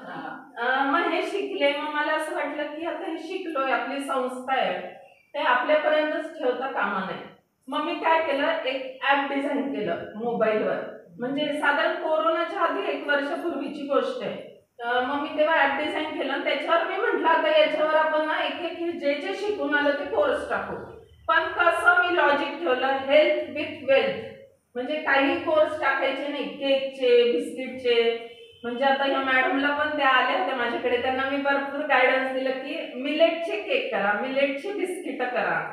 सगळेच बिझनेस चांगले असतात, पण त्यातल्या त्यात आपण हेल्दी काय देऊ शकतो, मैद्याचे देऊच नका. तर मग काय झालं, याच्यावर मग मी कोर्स टाकायला लागले. मग आता कुठले कुठले टाकावे म्हटलं, आता मसाल्याचा केलेला होता. मग त्याच्यावर मी 30 प्रकारचे मसाले, की अगदी प्रोफेशनल मसाले असतात ना तसे, त्यांचे तो कोर्स त्याच्यावर टाकला. कोर्स टाकणं म्हणजे आपले काही व्हिडिओज बनवा, टायपिंग करा, असं मी 6 महिने म्हणजे अथक परिश्रम घेतले हे कोर्स टाकताना. कारण असं आपण बघतो किंवा वाचतो ते आपल्याला वाटतं खूप सोपं आहे, पण एवढं सोपं नसतं. आपल्याला व्हिडिओज बनवायला पण आपण आपल्या घरात बनवतो, स्टुडिओ नसतो, आवाज येतात आजूबाजूने, आवाज येतात म्हणून रात्री बनवायचे. रात्री कधी बनवायचे तर एकदम 11-12 वाजेनंतर, तेव्हा बनवले तर बाजूच्यांना आवाज जातो. अशा अनेक अनेक प्रॉब्लेम फेस केले. मग मसाल्याचा कोर्स केला. हर्बल सोप शिकून आलेले होते की जे SLS फ्री, ACS फ्री, त्याच्यात सोडा वापरलेला नाही. मोरिंगा नीमचे सोप टाकले. मग त्या कोर्समध्ये ते हे टाकले मी. नंतर तिसरा एक मी शिकून आलेली होते की भाजीपाला, फळं आणि फुलं याच्यापासून तुम्ही काय म्हणता येईल, बॉडी शॅम्पू, फेस वॉश, म्हणजे त्याच्यात 1% केमिकल नाही, फक्त प्युअर भाजीपाला याच्यापासून कसं बनवायचं. अगदी फरशी साफ करणं ते लॉन्ड्रीचं लिक्विड पासून. म्हणजे आजकालचे आपल्याला सांगतात ना आम्ही याचे कोर्स घेतो, ते सरळ फसवतात. बेस असतात ते पुरे केमिकल बेस असतात, त्याच्यात एवढंच काहीतरी टाका म्हणतात आणि त्याला हर्बल नाव देतात. मग नंतर आमच्या एका माझ्या डॉक्टर, आयुर्वेदिक डॉक्टर मैत्रीण होत्या, त्यांच्या संपर्कात राहून एक 17 प्रकारचे तेल तयार केले, म्हणजे कोर्सेस तयार केले. त्याच्यात 7 पेन किलर, केसांचे, बॉडीचे, नंतर फेस पॅक वगैरे ते तयार केले. एक आम्ही फेशियलचं किट त्या कोर्समध्ये टाकलं, की बाकीचे हर्बल फेशियल म्हणतात ते हर्बल नसतात, ते पण मी शिकवलं की कुठलं कुठलं इन्ग्रेडियंट तुम्ही पाहायचं की ते तुम्हाला घातक असतं, काही दिवसांनी कॅन्सर होईल. हे पूर्ण आम्ही चूर्ण, तेल याचं फेशियल किट बनवायला शिकवलं. नंतर भाजीपाला, फळं याचं निर्जलीकरण, डिहायड्रेशन, तो एक कोर्स टाकला. की मग माझ्या या कोर्सला बरेच शेतकरी यायला लागले, गृहिणी यायला लागल्या. मग डाळिंबाचे 12 प्रॉडक्ट, की त्याच्यापासून मंजन कसं बनवता येईल, अनारदाणे कसे बनवता येतील. मिलेट्स मध्ये तर मास्टर होते, मग मिलेट्सचा एक कोर्स टाकला. मोरिंगाचा एक टाकला. मोरिंगामध्ये पावडर घरच्या घरी कशी बनवायची, घरच्या घरी कॅप्सूल्स कशा बनवायच्या, साबण कसे बनवायचे, त्याच्यापासून एक 22 एक प्रीमिक्स कसे बनवायचे, हे सगळं मी त्या याच्यात टाकलं ऍपमध्ये. आणि ते असं म्हणतात ना, काय ते शाहरुख खानचा डायलॉग की पुरी शिद्दत से करो कायनात तुमको ये करती है, तर तशा प्रकारे ते टाकलं. आणि काय माहिती, कोरोना आला. कोरोनात काही जणांचं खूप चांगलं झालं, काही जणांचं खूप वाईटही झालं. आपण चांगलं राहिलं की आपलं नेहमीच चांगलं होतं. आणि ते लॉकडाऊन लागलं, लोक कुठे जाईना. पहिले 8 दिवस सगळ्यांनी खूप एन्जॉय केलं की छान गेट टुगेदर केले, पिक्चर पाहिले, हे पाहिले. मग 8-15 दिवसांनी, महिन्यानी पैसे संपायला लागले. मग मध्यमवर्गीय तरी कसे बसले त्याच्यातनं सावरले, पण काही जणांची परिस्थिती खूप जास्त वाईट होती याच्यात. मग महिना 2 महिन्यानंतर हेल्थचे इश्यू आले. आधी वेल्थचे आले, नंतर हेल्थचे आले, की बसून बसून वजन वाढायला लागले. आणि मग तेव्हा मी माझं ऍप इंट्रोड्यूस केलं आणि मला फुल सपोर्ट मिळाला की मी पूर्ण माझे 12-13 जे कोर्सेस होते ना, त्याच्यात अजून एक मी पंचगव्याचा, म्हणजे मी तुम्हाला ते दाखवणार पण आहे आज, की औषधं वेगळं आणि देशी गाईपासून काही उत्पादनं तुम्ही घरच्या घरी कशी बनवू शकतात, अगदी शहरातल्या बायका पण, गाई नसेल तरी. ते कोर्स, असे बरेच कोर्स मी त्याच्यात टाकले. आणि मग माझे 13-14 कोर्स झाले ना, मग मी साधारण तेव्हा अशी त्याची एक फी 12-1 हजार रुपये ठेवली. तर माझ्या भरपूर झाले बरं का तेव्हा ऍडमिशन, की घरात बसलेले होते लोक, शिकले. आणि माझ्या कोर्सची खासियत काय होती, तुम्ही 10 बाय 10ची खोलीतून सुरू करू शकतात बिझनेस आणि 1000 रुपयाच्या खाली भांडवलात करू शकतात, अशा टाईपचं. मग काही दिवसांनी मलाच काय वाटलं, अरे आपण 12,000 जरा जास्त वाटतात, कोरोनात लोकांना खूप तंगी आहे. मग मी त्याची फी 8,000 अशी करून टाकली, म्हणजे डायरेक्ट 12-13 कोर्स. म्हणजे माझ्यात अजून खूप कोर्स आहेत त्याच्यात. एक टेरेस गार्डनिंगचा आहे, एक फार्मिंगचा आहे वेगळा, की नॅचरल टेरेस गार्डनिंग. तुम्ही घरच्या घरी खतं कसे कराल, झाडं कशी लावायची, आपण झाडं कसे लावून देऊन चालत नाही, त्याचे मॉडेल्स असतात. कशामुळे कशाला नायट्रोजन मिळतं, झेंडूचे फुलं लावल्यावर पॉलिनेशन कसं होतं, ते मॉडेल्स दिले. मग असं ते 8,000-1,000ला माझं ते आहे कोर्स त्या ॲपवर. म्हणजे तुम्हालाही रजिस्ट्रेशन करायचं असेल तर तुम्ही त्याच्यावर जरूर करू शकता. आणि मी ह्या ग्रुपची मेंबर आहे, तुम्ही म्हणजे माझ्या घरच्या आहेत. तर आज मी काहीतरी एक डिक्लेअर करते की तो 8,000चा कोर्स मी तुम्हाला डायरेक्ट 2400 रुपयात सगळे कोर्स देऊन टाकणार आहे. फक्त आम्ही उद्योगिनी या ग्रुपला. आणि जे आजच्या आज करतील त्यांना एक बोनस कोर्स म्हणजे तो नॅचरल टेरेस गार्डनिंगचा मिळेल. आणि ही स्कीम मी गुढीपाडव्यापर्यंत ठेवणार. तोपर्यंत नंतर केलं तर त्याच्यात नॅचरल टेरेस गार्डनिंगचा मिळणार नाही. बाकी सगळे कोर्स 2400 रुपयात. नंतर त्याची फी दुसऱ्या दिवसापासून 8,000 रुपये होणार.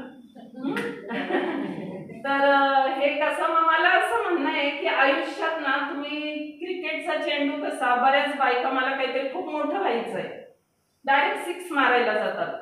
तो 6 कधी कधी लफने मारायला जातो की ते आउट होतात. त्यापेक्षा टप्पीचा बॉल खूप महत्वाचा आहे. तुम्ही किती वेळा आपटून वर बाउन्स बॅक होतात ते खूप महत्वाचं आहे. त्यामुळे आपले अगदी कॅल्क्युलेटेड रिस्क घ्यायला शिका. थोडक्यात छोटे छोटे बिझनेस करा.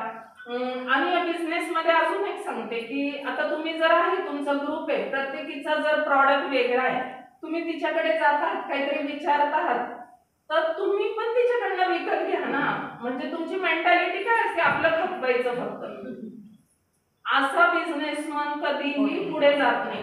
की म्हणजे सेल्फिश वृत्ती असते ती, की काहीतरी आपलं खपवायचं, ते समोरचीच काहीच नाही. त्यापेक्षा आपल्या आपल्यामध्ये जर सगळ्यांनी घेतलं की मी तुझ्याकडनं हे घे, तू माझ्याकडनं हे घे, तर ते रोटेशन लगेच सुरू होतं. म्हणजे आता आपल्या ग्रुपमध्ये कोणी मारवाडी कम्युनिटी मधलं आहे का? नाही ना. नाही, खूप चांगला गुण आहे त्यांचा शिकण्याचा. माझ्या जवळच्या मैत्रिणी आहेत, पण खूप चांगलं असतो ग्रुप ते, की ते बरेच जण असं आपापसात विकत घेतात. आणि मग आपापसात घेतलं ना की सगळ्यांचं चांगलं चालतं. आणि सगळ्यांनी एक बिझनेस नाही करायचा, वाटून घ्यायचे. आणि वाटून घेतले की सगळ्यांचे चांगले चालतात. नाही तर आपण थोडंसं काय करतो, असं मेंढरासारखं, ही पापड कुरड्या करते ना, मग सगळ्या तेच करते. तुम्ही काहीतरी इनोव्हेटिव्ह करा. तर थोड्या थोड्या आयडिया तशा द्यायला जर गेलं, तुमचा आता पापड महोत्सव आहेच, तुमचा म्हणजे आपला, तर त्याच्यात आहे ना थोडंसं वेगळं काय करता येईल. मग काही नुसते नागलीचे विकतात, काही विकतात. तुम्ही असं कॉम्बो पॅक टाईप करा ना, की एका पाकिटात तुम्ही 4 नागलीचे टाका, 4 बटाट्याचे टाका, 4 याचे टाका. आणि बरेच छोटे छोटे करा, 100-100 रुपयाचे.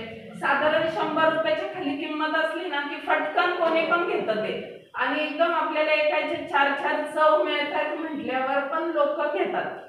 त्यामुळे अशा काही टिप्स ट्रिक्स, आता माझ्यापेक्षाही सुग्रणी तर तुम्हीच जास्त आहे. मी त्या दिवशी ते जजिंग केलं तेव्हा बघितलं, कारण मला स्वतःला 2 पोळ्या लाटायचा कंटाळा येतो, पण मी बघितलं इतकी मेहनत घेतलेली आहे. त्यामुळे कल्पकता ही प्रत्येक स्त्रीमध्ये असते.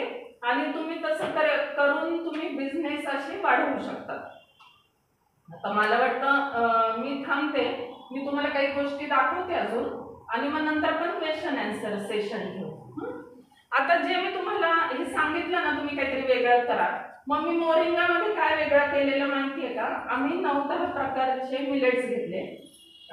नंतर त्याच्यात 7 सीड्स ऐकले तर तुम्ही, जे आपल्या हेल्थला खूप चांगले असतात, की लाल भोपळ्याच्या बिया किंवा सूर्यफुलाच्या बिया, त्या बिया. मग थोडं प्रोटीन्स करता बदाम. आणि अशा 27 गोष्टी, काही कडधान्य, यांना आम्ही भिजवलं, त्यांना आम्ही मोड आणले, ते आम्ही सावलीत वाळवले. सावलीत वाळवल्यानंतर ते मातीच्या भांड्यांमध्ये भाजले एकदम कमी टेम्परेचरला. आणि जात्यावर एक मावशी ठेवून ते दळले. मग आता पण या पावडरचं काय, म्हणजे हे ड्रिंक आहे, प्रीमिक्स आहे. याच्यात आम्ही मोरिंगा पावडर टाकली, की तुम्ही सकाळी 2 चमचे घेतलं, पाण्यात त्याची पेस्ट केली पटकन. ज्याला गोड हवं त्यांनी नैसर्गिक गोड टाका. तूप टाका, आपलं तूप बिलोने तूप. आता ते बिलोने तूप वेगळं असतं. ते टाका. ज्यांना तिखट हवं त्यांनी धने जिऱ्याची पूड वगैरे टाकू शकतात, ज्यांना मसाले हवे ते. आणि सकाळी 1 ग्लासभर, संध्याकाळी 1 ग्लासभर. जे सिनियर सिटीजन्स असतात, रात्रीचं जेवायचं नाही, पचत नाही, जड पडतं, मग त्यांनी या पेस्ट मध्ये ना पालेभाज्या कापून टाकायच्या आणि नुसतं असं सूप सारखं खाल्लं तरी होतं. मग हे आम्ही काहीतरी इनोव्हेटिव्ह केलं, हे कोणीच केलेलं नव्हतं. त्यामुळे ना असं काहीतरी वेगळं वेगळं करत जायचं. आता मोरिंगाची पावडर आम्ही बनवली. मग आता पावडर ही पण खूप पटकन कॉपी होऊन जाते, की एक झाड लावलं तरी त्याची पावडर होते. मग आता मुंबई पुण्यातल्या लोकांना काय असतं, त्या बायकांना खरं वेळ नसतो, पण मग तिथे मी आयडिया काय करते, आमच्या मसाल्याच्या डब्यातच ती पावडर ठेवते. भाजी करताना टाकायची, वरण करताना टाकायची, ज्यांना हवं त्यांनी ग्रीन टी सारखी ती सकाळी सकाळी घेऊ शकतात, लिंबू पिळून आपण घेऊ शकतो. नंतर भरपूर त्याचं म्हणजे सूप मध्ये टाका, वरणात टाका. मग असं लक्षात राहत नाही ना, मसाल्याच्या डब्यात ठेवायचं, टाकायचं. मग आता या मुंबई पुण्याच्या त्यांचं तर अगदी सेकंदवर असतं. ओ मॅडम नाही जमत, मग आम्ही त्यांना चकळून खायच्या गोळ्या केल्या, त्याला छान बडीशोपचं असं चव दिलेली आहे. मग बाबा ते पर्स मध्ये तर ठेवा, तुमचा काय प्रवास असेल 10 मिनिटं त्याच्यात तुम्ही खा. मग अशा प्रकारचं आपण काहीतरी वेगळं इनोव्हेटिव्ह हे केलं पाहिजे बिझनेस मध्ये. आणि मी तुम्हाला दाखवते, अजून पंचगव्यातले दाखवते मी. म्हणजे आता मी हा जो कोर्स सांगितला ना तुम्हाला, मी ऍपवर जो कोर्स टाकलाय, याच्यात मी मार्केटिंग कसं करायचं ते टाकलंय, लायसन्सिंग कुठले घ्यायचे, लायसन्स, स्टिकर्स कसे बनवायचे, ब्रँडिंग कसं करायचं, या सगळ्या गोष्टी टाकलेल्या आहेत. आता काही वेळेस ना काय होतं, म्हणजे आता एक आमचे शेतकरी भगिनी बंधू बरेच आहेत, त्यांना आम्ही काही टिप्स देतो. आता हळद केली तर त्यांना आम्ही सांगतो तुम्ही डायरेक्ट विकायची नाही, तुम्ही स्वतः हळद बनवा, पावडर बनवा आणि नैसर्गिक शेतीची विका. मग त्या एक तर खूप हुशार होत्या, त्यांनी काय केलं, असे छोटे छोटे पुडे केले आणि त्या पर्स मध्ये ठेवायच्या. आणि खेड्यात लग्न कार्यांचं प्रस्थ खूप मोठं असतं, मग त्या जाऊन बसल्या की आपल्या जवळजवळच्याच पहिले बहिणी नातेवाईक त्यांना सांगायच्या, माझी हळद वापरून बघ, अगदी 20 रुपये 30 रुपये किमतीची. आणि महिलांचं कसं असतं, एकीने घेतली की लगेच येतात. मग त्या मस्त त्या लग्न तिकडे चाललेलं असतं लोकांचं, तोपर्यंत या बिझनेस करून मोकळ्या. की ह्या टिप्स आहेत ना, किंवा ह्या आयडियाज आपल्याला सुचल्या पाहिजे, किंवा मग आपल्या अशा डिस्कशन मधून वगैरे पण एकमेकींना आपण सांगू शकतो. पॅकिंग आकर्षक पाहिजे. आता आपल्याला कसं, आपण किती नीटनेटकं व्यवस्थित राहतो, तुमचं आतलं प्रॉडक्ट चांगलं असून काही उपयोग नाही, तुमचं पॅकिंगही चांगलं पाहिजे. हे बघा, हे मी असं शेवग्याच्या पावडरचं पॅकिंग केलेलं आहे. हिरवा रंग मी मुद्दाम घेतलेला आहे, थोडंसं चकाकी असलेलं मुद्दाम घेतलं, फोटो चांगलं दिसतं, समोरच्यांना चांगलं दिसतं. मग आता स्टिकर्स, त्याच्यावर काय टाकायचं काय नाही, हा अभ्यास आपल्याला करावा लागतो. मी तो एक कोर्समध्ये टाकलेला आहे. नंतर ह्या त्या चबळून खायच्या ज्या गोळ्या म्हटलं ना, त्या आहेत. मी एक बॉटल फोडते, आज सगळ्यांना खाऊ देते. नंतर हे जे मी तुम्हाला सांगितलं ना, की आम्ही मिलेट्सचं प्रीमिक्स जे बनवलेलं आहे, याला सप्तसत्व नाव दिलेलं आहे. 27 गोष्टी याच्यात आहेत. तर याला पण असं डबल पॅकिंग केलेलं आहे, की आतमध्ये पण पिशवी टाकायची, त्याच्यात एक आपलं पत्रक टाकायचं, की प्रत्येकाला आपला नंबरही गेला पाहिजे, माहिती गेली पाहिजे, सगळं डिटेल्स पण गेले पाहिजे. प्लस मग त्याची युट्यूबवर मी व्हिडिओज पण टाकते, की त्याच्यात सगळं क्लिअर मी दिलेली प्रोसेस, आम्ही कसं करतो, का करतो, आणि आमचं प्रॉडक्ट वेगळं काय, हा खूप महत्वाचा असतो. हे गरम केल्यावरती मग त्याच्यातलं सत्व जात नाही? नाही, शिजवतो ना आपण, धान्य आहे ना ते. मी तुमच्या ना हे दाखवून झालं की सगळ्यांची उत्तरं देते. आता हे काहीतरी वेगळं असेल तुम्हाला. हे पहा, आम्ही ना देशी गाईच्या शेणापासून जे बनवतो ना, तर हे बघा, आता आपल्या शहरात एवढं मिळत नाही, मग आम्ही हे बघा याच्या रांगोळ्या करतो. हा, आणि आपल्या देवघरात जरी पुढे ठेवलं तर छान वाटतं खूप. नंतर म्हणजे मी जो पंचगव्याचा ऍडव्हान्स डिप्लोमा केला ना, त्याच्यात औषधी प्लस केलं.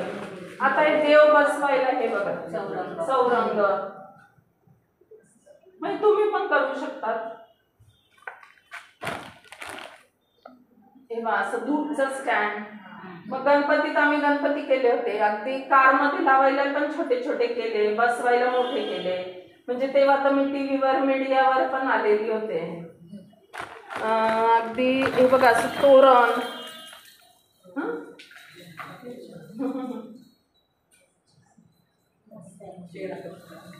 शेण म्हणजे त्याच्यात ना गोमय असतं, तूप असतं, केसर टाकतो, थोडं चंदन टाकतो की आपण हे सगळं देवघराच्या इथे लावणार आहे ना. हे लक्ष्मीची पावलं, हे बघा. म्हणजे दिवाळीत वगैरे काही कॉइन्स बनवतो की तुम्ही सोने चांदीचे घेण्यापेक्षा हे घ्या. आपण म्हणतो ना गोमय वसते लक्ष्मी. आणि का करायचं माहितीये का, याच्या मागे अजून एक उद्देश काय आहे. गाय जेव्हा दूध देत नाहीत ना, खाटी गाई होतात ना, तेव्हा शेतकरी इतके रंजले गांजलेले असतात की ते खटकांना देऊन टाकतात. मग कधी कधी ना त्यांची पण चूक नसते की त्यांचं घरच चालणार नसतं. मग आपण जर शेतकऱ्यांना हे शिकवलं ना की त्या दुधापेक्षाही जास्त इन्कम ती गाईच्या शेणातून मिळू शकतं, आपल्यालाही ते शेण मिळत नाही, मग आपण गाय वाचवतो. आता गायीवर याच्यावर तर माझे पुरतकोटीत बरेच व्याख्यानं झालेले आहेत. कधीतरी परत गायीवर घ्यायला येईल, कारण फक्त गायीवर बोललं तर 1 तास बोलावं लागतं. तर हे असे काही अशा काही रांगोळ्या करतो आम्ही, फक्त असे ठेवायच्या समोर, पॅटर्न्स बनवायचे. म्हणजे प्लास्टिक किंवा इतर काही वापरण्यापेक्षा तुम्ही हे वापरा. एखाद्या शेतकऱ्याला वाचवा आणि एखाद्या गायीला वाचवा.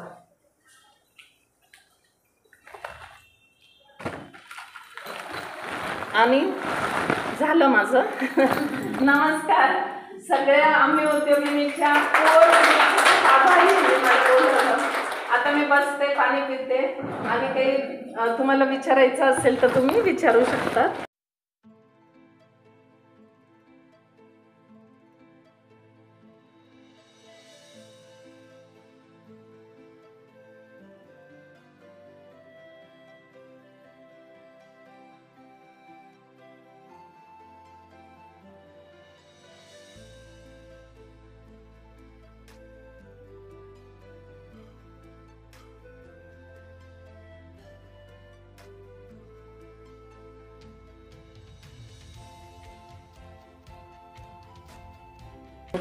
तुपाचं सांगते.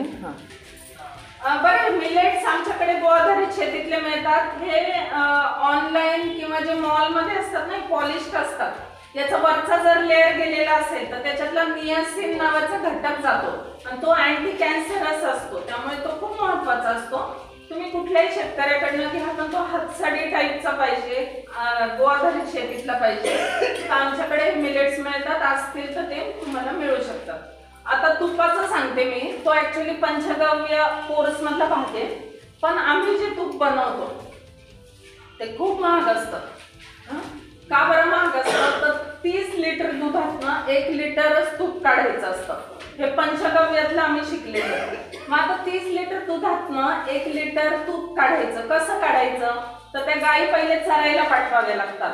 गायी आहेत ना, या जंगलात जाऊन किंवा शेतावर जे असतात आपल्या आजूबाजूचे, चारा दिलेल्या गायी नको, तेव्हा हवं ते खाऊन येतात. त्या सूर्यास्तानंतर आल्या की त्यांचं दूध काढायचं, ते मंद आचेवर तापवायचं, मग त्याला परत कोमट करायचं, त्याला विरजण लावायचं आणि त्याला पहाटे सूर्योदयाच्या आधी आपली ती लाकडी रवी असते ना, त्याचं बिलोनी पद्धतीने, म्हणजे आमची तर रवी अशी 6 फूट आहे, बिलोनी पद्धतीने घुसळायचं. आणि मग असं केलं की 30 लिटर दुधातनं फक्त 1 लिटरच तूप निघतं. तुम्हाला याचा प्रयोग करायचा असेल, तुम्ही 1 लिटर दुधाचं घरी करून बघू शकता. 1 लिटर मध्ये 30 ग्रॅम निघतं. पण हेच तूप औषधी असतं. यानेच कोलेस्ट्रॉल कमी होतो, याने स्मरणशक्ती वाढते. म्हणजे अगदी तुम्ही अर्धा चमचा 1 चमचा जरी खाल्लं ना तरी चालतं. पण जे कोलेस्ट्रॉल कमी होणं किंवा जे आजारपणाला जे तूप पाहिजे, शास्त्रोक्त पद्धतीचं तूप, ते हे तूप असतं. तर ह्या तुपाचे भाव तर 5,000 5,500 लिटर असे पण असतात. आम्ही जे ठेवलंय ना ते एकदम म्हणजे एक सुवर्ण मध्य काढून 2400 रुपयांनी आम्ही ते देतो. तर ते थोडंसं वेगळं असतं. ते घेणारे पण जरा त्यांना समजलं पाहिजे की पंचगव्य काय, हे काय. नाही तर मग लोक काय म्हणतात, अरे आमच्या इथे 600-700 रुपये मिळतं तूप, कसं काय मिळतं? जर दुधाचा भाव 80 रुपये लिटर आहे देशी गाईचं, एक तर देशी गाईचं दूधच शहरात प्रॉपर मिळत नाही, त्याच्यात ते जर्सी मिक्स केलं की तुम्हाला 100% 6 महिने डायबिटीस होणार, 100% किंवा कॅन्सर होणार. मग ह्या गाईचं दूध हे पण एक तर 30 लिटर दूध मिळणं, ती चरून आलेली गाय पाहिजे, ह्या अशा खूप फॅक्टर्स लक्षात घ्यावे लागतात. मग आता पंचगव्यात भरपूर शिकलेले, कुठल्या गाईचं काढायचं असतं, ती प्रेग्नंट असताना काढायचं नसतं किंवा कितव्या महिन्यापर्यंत काढायचं नाही, कसं काढायचं नाही, म्हणजे त्याला भरपूर हे आहे. आणि तुम्हाला एक असं गंमत माहितीये का, 250 रुपये लिटरने पण गाईचं तूप मिळतंय, माहितीये का? मग कधी विचार केलाय का? तर हे ना साधारण कानपूर जवळ वगैरे त्या भागात ना काही याच्या चमड्याच्या फॅक्टरी आहेत. तर जेवढे मांस उरलेलं असतं ते एका पातेल्यात असं शिजवून त्याची जी चरबी असते ना ती चरबी काढून, आणि आपलं केमिकल सायन्स खूप पुढे गेलेलं आहे, बरोबर ते गाईच्या तुपाचा सेंट टाकला जातो, तेवढा रंग टाकला जातो. बाहेर 350 रुपयांनी ते विकतात आणि होलसेलमध्ये जाल तर 200-250 रुपयांनी ते तूप मिळतं. आणि आपण स्वस्त मिळतं म्हणून देवासमोर लावतो. ऍक्च्युली देवासमोर लावतो तर देवाला फायदा नसतो होणार त्याच्यातून, आपल्याला होणार असतो. जेव्हा आपण तूप जाळतो ना तर आपलं जे प्युअर जे ऍटमॉस्फिअर होतं, जे ऑक्सिजन मिळतं, तुम्ही अजून अशी चरबी जाळून ना स्वतःला त्रास करून घेतात. तर थोडं थोडं कॉमन सेन्स वापरायचा, विचार करायचा की अरे कसं काय एवढं स्वस्त देत आहेत, काय देत आहेत.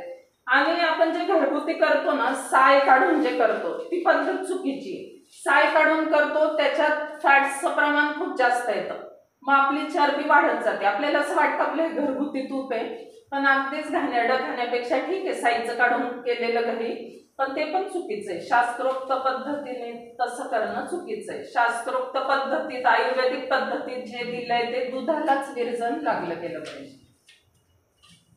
आता विचारा काय डाऊट्स असतील तर. मी 2 मिनिटं सांगते. मी मॅडमकडे मी स्वतः घरी जाऊन आलेली आहे. हो का? मॅडमचं घर अतिशय सुरेख, म्हणजे ज्या आता वस्तू दाखवल्या दारापासूनच त्या कुंड्या, झाडं लावलेले, वेल वरून खाली येतात आहे, घरामध्ये गेल्यानंतर सगळे डेकोरेटेड मी स्वतः ते गोमयचे केलेले लावलेले. आणि मी आणि माझे मिस्टर आम्ही दोघंही आलो. तुमचं काय आडनाव? कुलकर्णी. हो हो हो, आठवल्या. मग मी मिलेट्स घेतले, मोरिस पावडर घेतली, गोळ्या घेतल्या, मी ते स्वतः सगळे यूज पण केले सगळे प्रॉडक्ट. पण यांना फक्त ते काय आलं, चांगलं पण खाता नाही, त्यांना ते काय आलं, जास्त दिवस डायबिटीस झाल्यामुळे नोशी आलं. नाही मी सांगते ते त्यांना काय झालं, ते उलटून यायला लागलं, ते आंबट करा ते खा. मग त्याच्यामुळे त्यांना ते शिशांवरती माझ्यासोबत खाणार म्हटलं तर मग मला थोडं व्हायचं, पण मी ते सगळं मिलेट्स वगैरे सगळं नंतर खाल्लं. मी त्याचा केलेला आणि खरोखर त्याचा चांगला गुणफळ आलेला आहे. मी त्या या बाटलीतल्या घेतल्या त्यामुळे. कुलकर्णी ना, आठवलं मला. म्हणजे दारापासून सारवलेलं असतं, आम्ही बाहेरच्या बंगल्याच्या बाहेर सारवलेलं आहे. छान छान.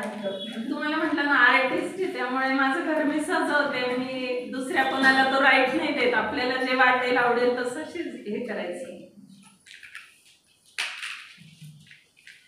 यांनी जे सांगितलं ना, यांच्या मिस्टरांना डायबिटीस होतं खूप जास्त औषधं खाल्लेले.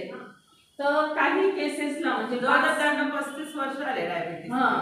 आणि खूप जे गोळ्या औषधं खातात ना, असे काही कॅन्सर पेशंट पण असतात आणि काही लिव्हरचे पण असतात की जे मिलेट सुरू करतात ना, मग ते मिलेटची प्रॉपर्टी काय असते, टॉक्सिन्स, शरीरातले विषारी द्रव्य बाहेर फेकायला लागतात. मग ते सुरुवातीला काय होतं, जुलाबाच्या रूपाने जातात किंवा काही उलट्या येऊन जातात, आणि मग 7-8 दिवसात ते जेव्हा कमी होतात टॉक्सिन्स, म्हणजे खरं ते चांगलं चिन्ह असतं की तेवढं विषारी द्रव्य चाललेलं आहे आपल्या शरीरातनं. आणि मग नंतर ते काय भातासारखं असतं आपल्या, पण त्याच्या ज्या प्रॉपर्टीज असतात ना नॅचरल, तर त्यांना ते झालं, ते असं बाहेर पडायला लागलं.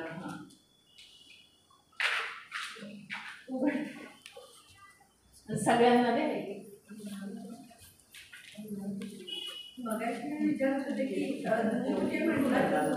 धूप लावायचं आहे, तर मग आपण धूप लावतो तर मग नंतर ते खालचं पण जळतं का? आता त्याच्यात आहे ना काही बिझनेस ट्रिक्स आहेत. म्हणजे आज मी सांगते तुम्हाला, नाही तसं नाही, म्हणजे समजा आपण ऐका ना जळेल ना, मग ते आता पंचगव्याचंच आहे ते जळणारच. पण मग तिथे काय करावं लागतं, थोडीशी मुलतानी मिट्टी टाकावी लागते. मुलतानी मिट्टी टाकली की ते जळत नाही, मग म्हणजे एक 15-20 धूप होईपर्यंत ते जळत नाही. कारण आम्ही हे आणलं किंवा त्या पण जळतात. पण जळल्या तरी चालेल अशा आणलेल्या होत्या. पण मग ते सेफ्टी घ्यायची, खाली त्याच्या काहीतरी ठरायचं. मग नंतर आम्ही काय करायला लागलो, थोडस मुलतानी मिट्टी टाकली ना की ते पटकन जळत नाही, कारण ऍक्सिडेंट होऊ शकतो ना पण ती जळाली तर. म्हणून तेवढं केअर घ्यायला लागतं. सगळ्यांनी घ्या, एक गोळ्या चघळून खा. आवळा वाढवून त्याचं काही कमी होत नाही, तसं मोरिंगाचं आहे, तो म्हणजे पावडर केली उलट वाढतं.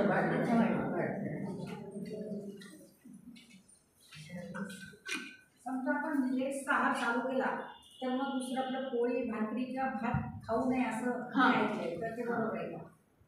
हे पहा, मिलेट्स आहार करणं म्हणजे आपल्याला पहिलं काय आपला पॉइंट, पोळी भात बंद करायचा आहे. हा दुसरा पॉइंट आहे काय खायचं ते. मेन पोळी भाताने सगळे आजार आपल्याला होत आहेत, त्यामुळे पोळी भात. बरं मी याच्यावर एकदा सांगते परत. पोळी भात बंद.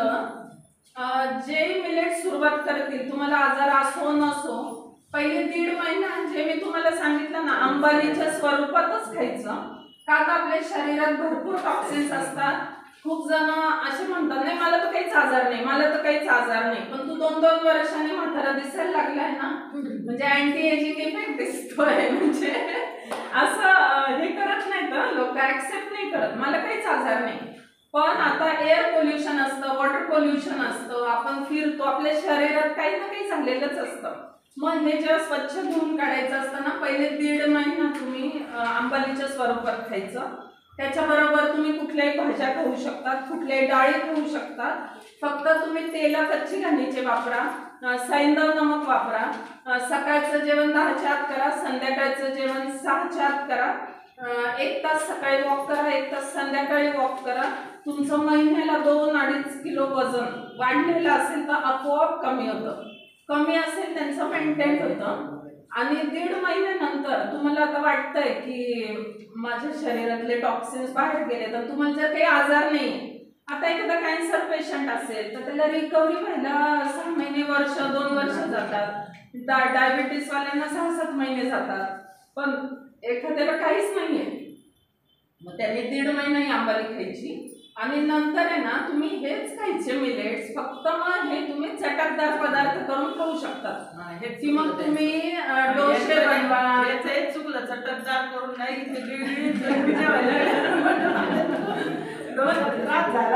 आता आम्ही रोज काय करतो, हे पण धिरडे करायचे साधे. काही जमत नसेल ना, भिजवायचं, मिक्सर मधनं बारीक करायचं, धिरडे करायचे. आणि उलट आपल्या पोळ्या लाटायचा त्रास वाचतो ना, हा किती मोठा फायदा आहे, लक्षात घ्या तुम्ही. आणि त्या धिरड्यांबरोबर भाजी खायची, काहीच नाही, अगदी रोजच्या जेवणासारखं. आणि पोटभर खायचं. उलट तुम्ही जेवढं खाल ना तेवढं तुमचं शरीर लवकर क्लीन होईल.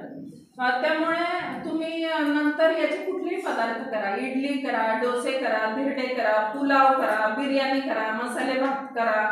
अगदी जे सुगरणींना आठवेल ते तुम्ही करू शकता. शक्यतो बेकिंग पावडर, सोडा हे वापरून काही पदार्थ करायचे नाही.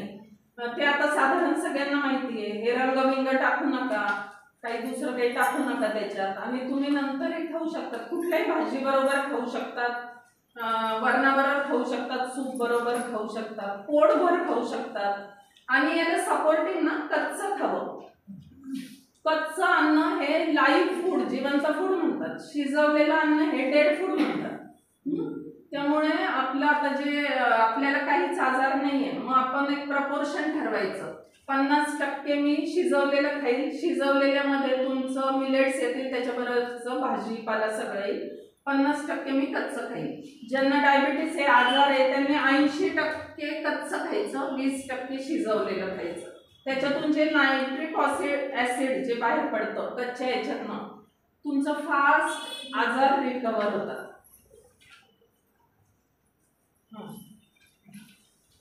माझे 2 प्रश्न आहेत.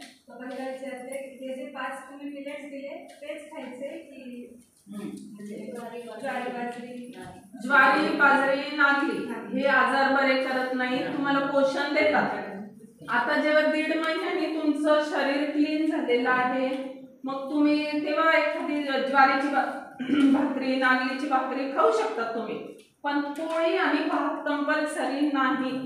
का तर भात आहे ना, आता काही जण असे उगाचच वाट घालायला येतात, मग आपले पूर्वज तेच खात होते, असं खात होते, पण पूर्वजांचं बियाणे देशी होतं, ते जेनेटिकली मॉडिफाईड नव्हतं, त्याच्यात पेस्टिसाइड केमिकल टाकत नव्हते. आपले पूर्वज 8-8 तास उन्हामध्ये काम करायचे.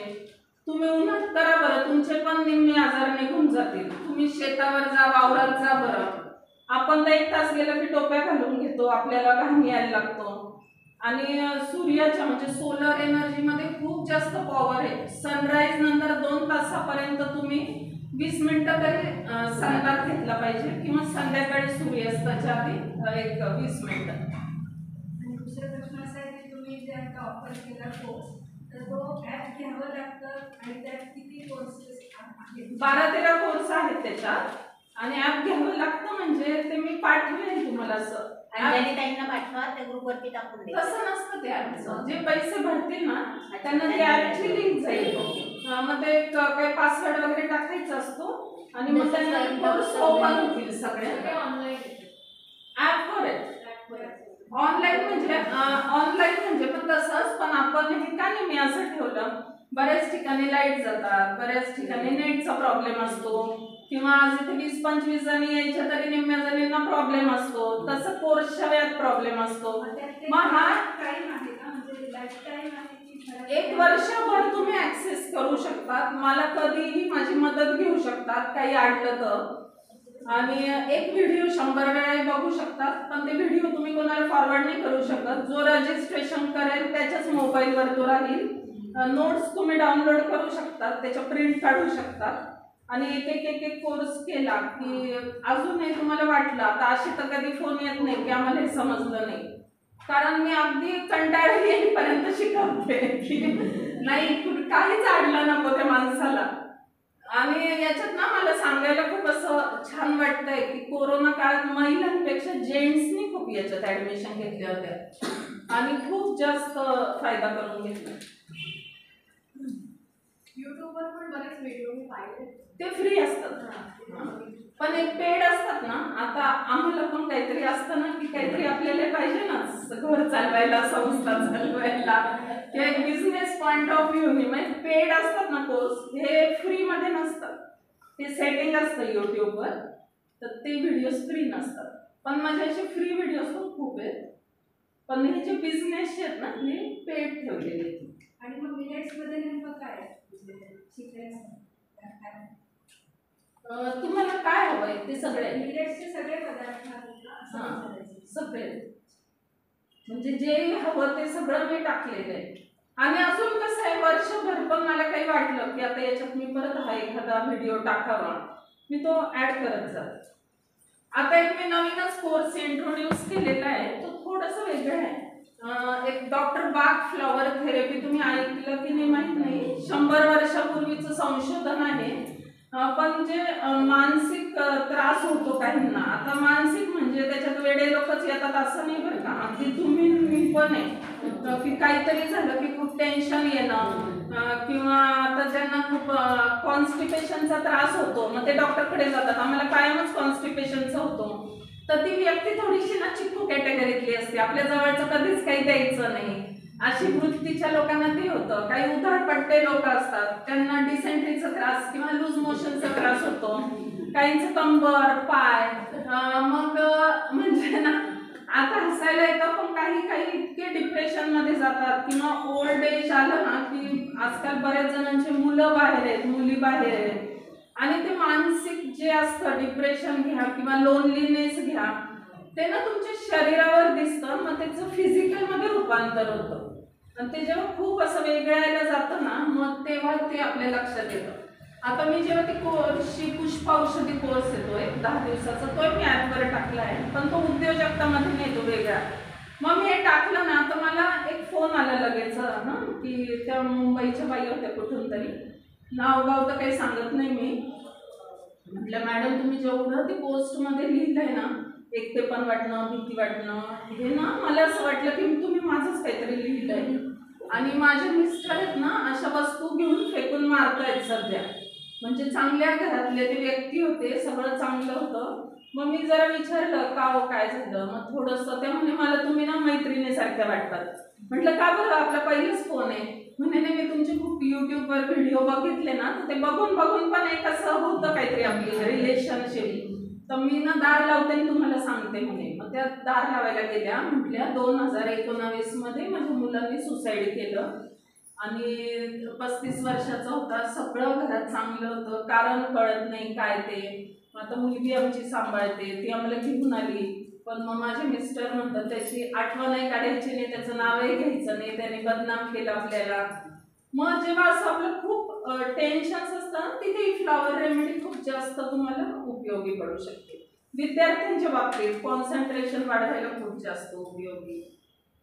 असं आहे, बरेच विषय माझ्याकडे. मिलेट्ससाठी काही अशा केस स्टडीज येतात ते मिलेट्स घेऊन जामी वगैरे प्रकरण सगळं खाऊन जे आजार बरे झाले तर त्याच्यात काही फरक लाखो लोक आहेत. म्हणजे खादर सर जे आहेत ना साऊथचे, तर 1-2 नाही असे लाखो लोक आहेत की ते बरे झाले. आणि त्यांच्या इथे तर नंतर अशा रांगा लागायला लागल्या बरं का. म्हणजे ते होमिओपॅथी देतात आणि हे पण. मग त्यांना ते इतकंही झालं की ते फी फक्त 100 रुपये घ्यायचे कन्सल्टन्सी, की पोलीस बिलीस बोलून ते असं झालं. मग त्यांनी शेवटी ते सगळंच डिक्लेअर करून टाकलं. आणि अगदी कागदपत्र गोळ्या करण्यापेक्षा आहे ना स्वतःच खावं, स्वतः बघावं. आता माझ्याकडे एक PWDतले ते इंजिनियर बच्चाव साहेब येतात, तर त्यांची गोळी 3 महिन्यात बंद झाली. आणि आपण काय करतो माहितीये का, काहीतरी विषारी घातक खाताना प्रूफ्स मागत नाही. आता सांगा तुम्हीच एखादं काहीतरी खाताय बाहेरचं किंवा तेल खराब खाताय, तर तुम्ही तिथे म्हणतात का मॅडम मला याचं प्रूफ द्या की याने आजार होत आहेत ते छानपैकी आजार आपल्याला आपण ऍक्सेप्ट करतोय. पण काही चांगलं द्यायला गेलं ना की 100 प्रश्न येतात. म्हणजे आमच्या नॅचरल फार्मिंग मध्ये मला हे खूप अनुभव येतो की ते शेतकऱ्यांचा काही भाजीपाला असतो ना जो गो आधारित शेतीचा, मग तुमच्याकडे प्रूफ्सच आहे का, तुम्ही लॅबमध्ये टेस्ट केलंय का, तुम्ही असंच केलंय का. अरे तुम्ही मॉलमध्ये जातात त्याचे डबल रेट देतात, तर तुम्ही मॉलमध्ये हा प्रश्न करतात का की तर थोडस असं असतं ते. अजून काही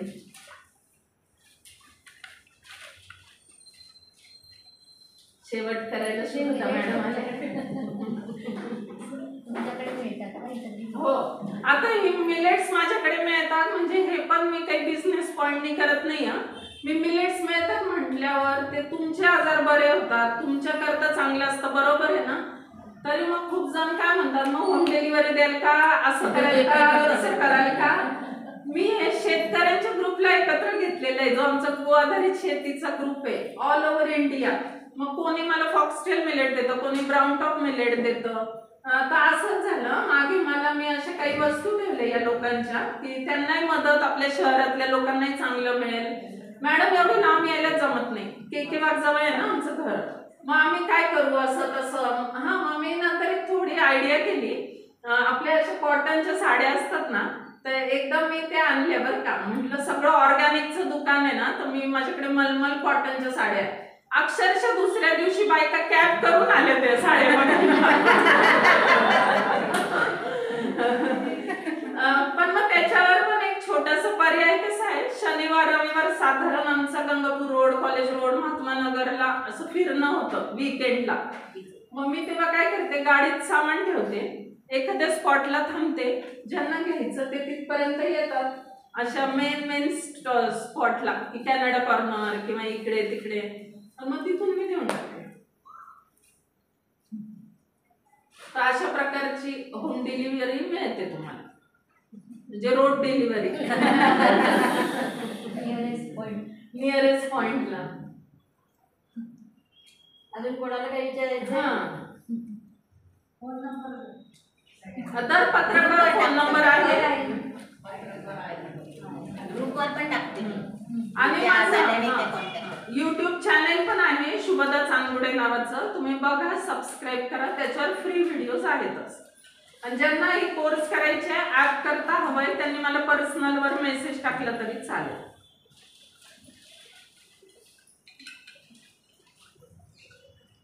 आणि याच्यात काही नवीन मेंबर्स असतील जे आम्ही उद्योगिनीचे नाही आहेत तर त्यांनी तिथे रजिस्ट्रेशन करावं, म्हणजे इथे चांगलं मार्केट मिळतं. काही माझ्या ग्रुप्सवर टाकलं होतं ना मी, असतील कोणी त्याच्यातले आले ना त्यांनी इथे करावं, म्हणजे इथे भरपूर चांगलं मार्केटिंगला स्कोप मिळतो.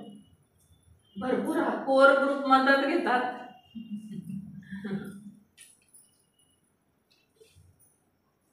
काही विचारायचंय का? अगदी मनात काहीच ठेवू नका, सगळे डाऊट्स क्लिअर करा.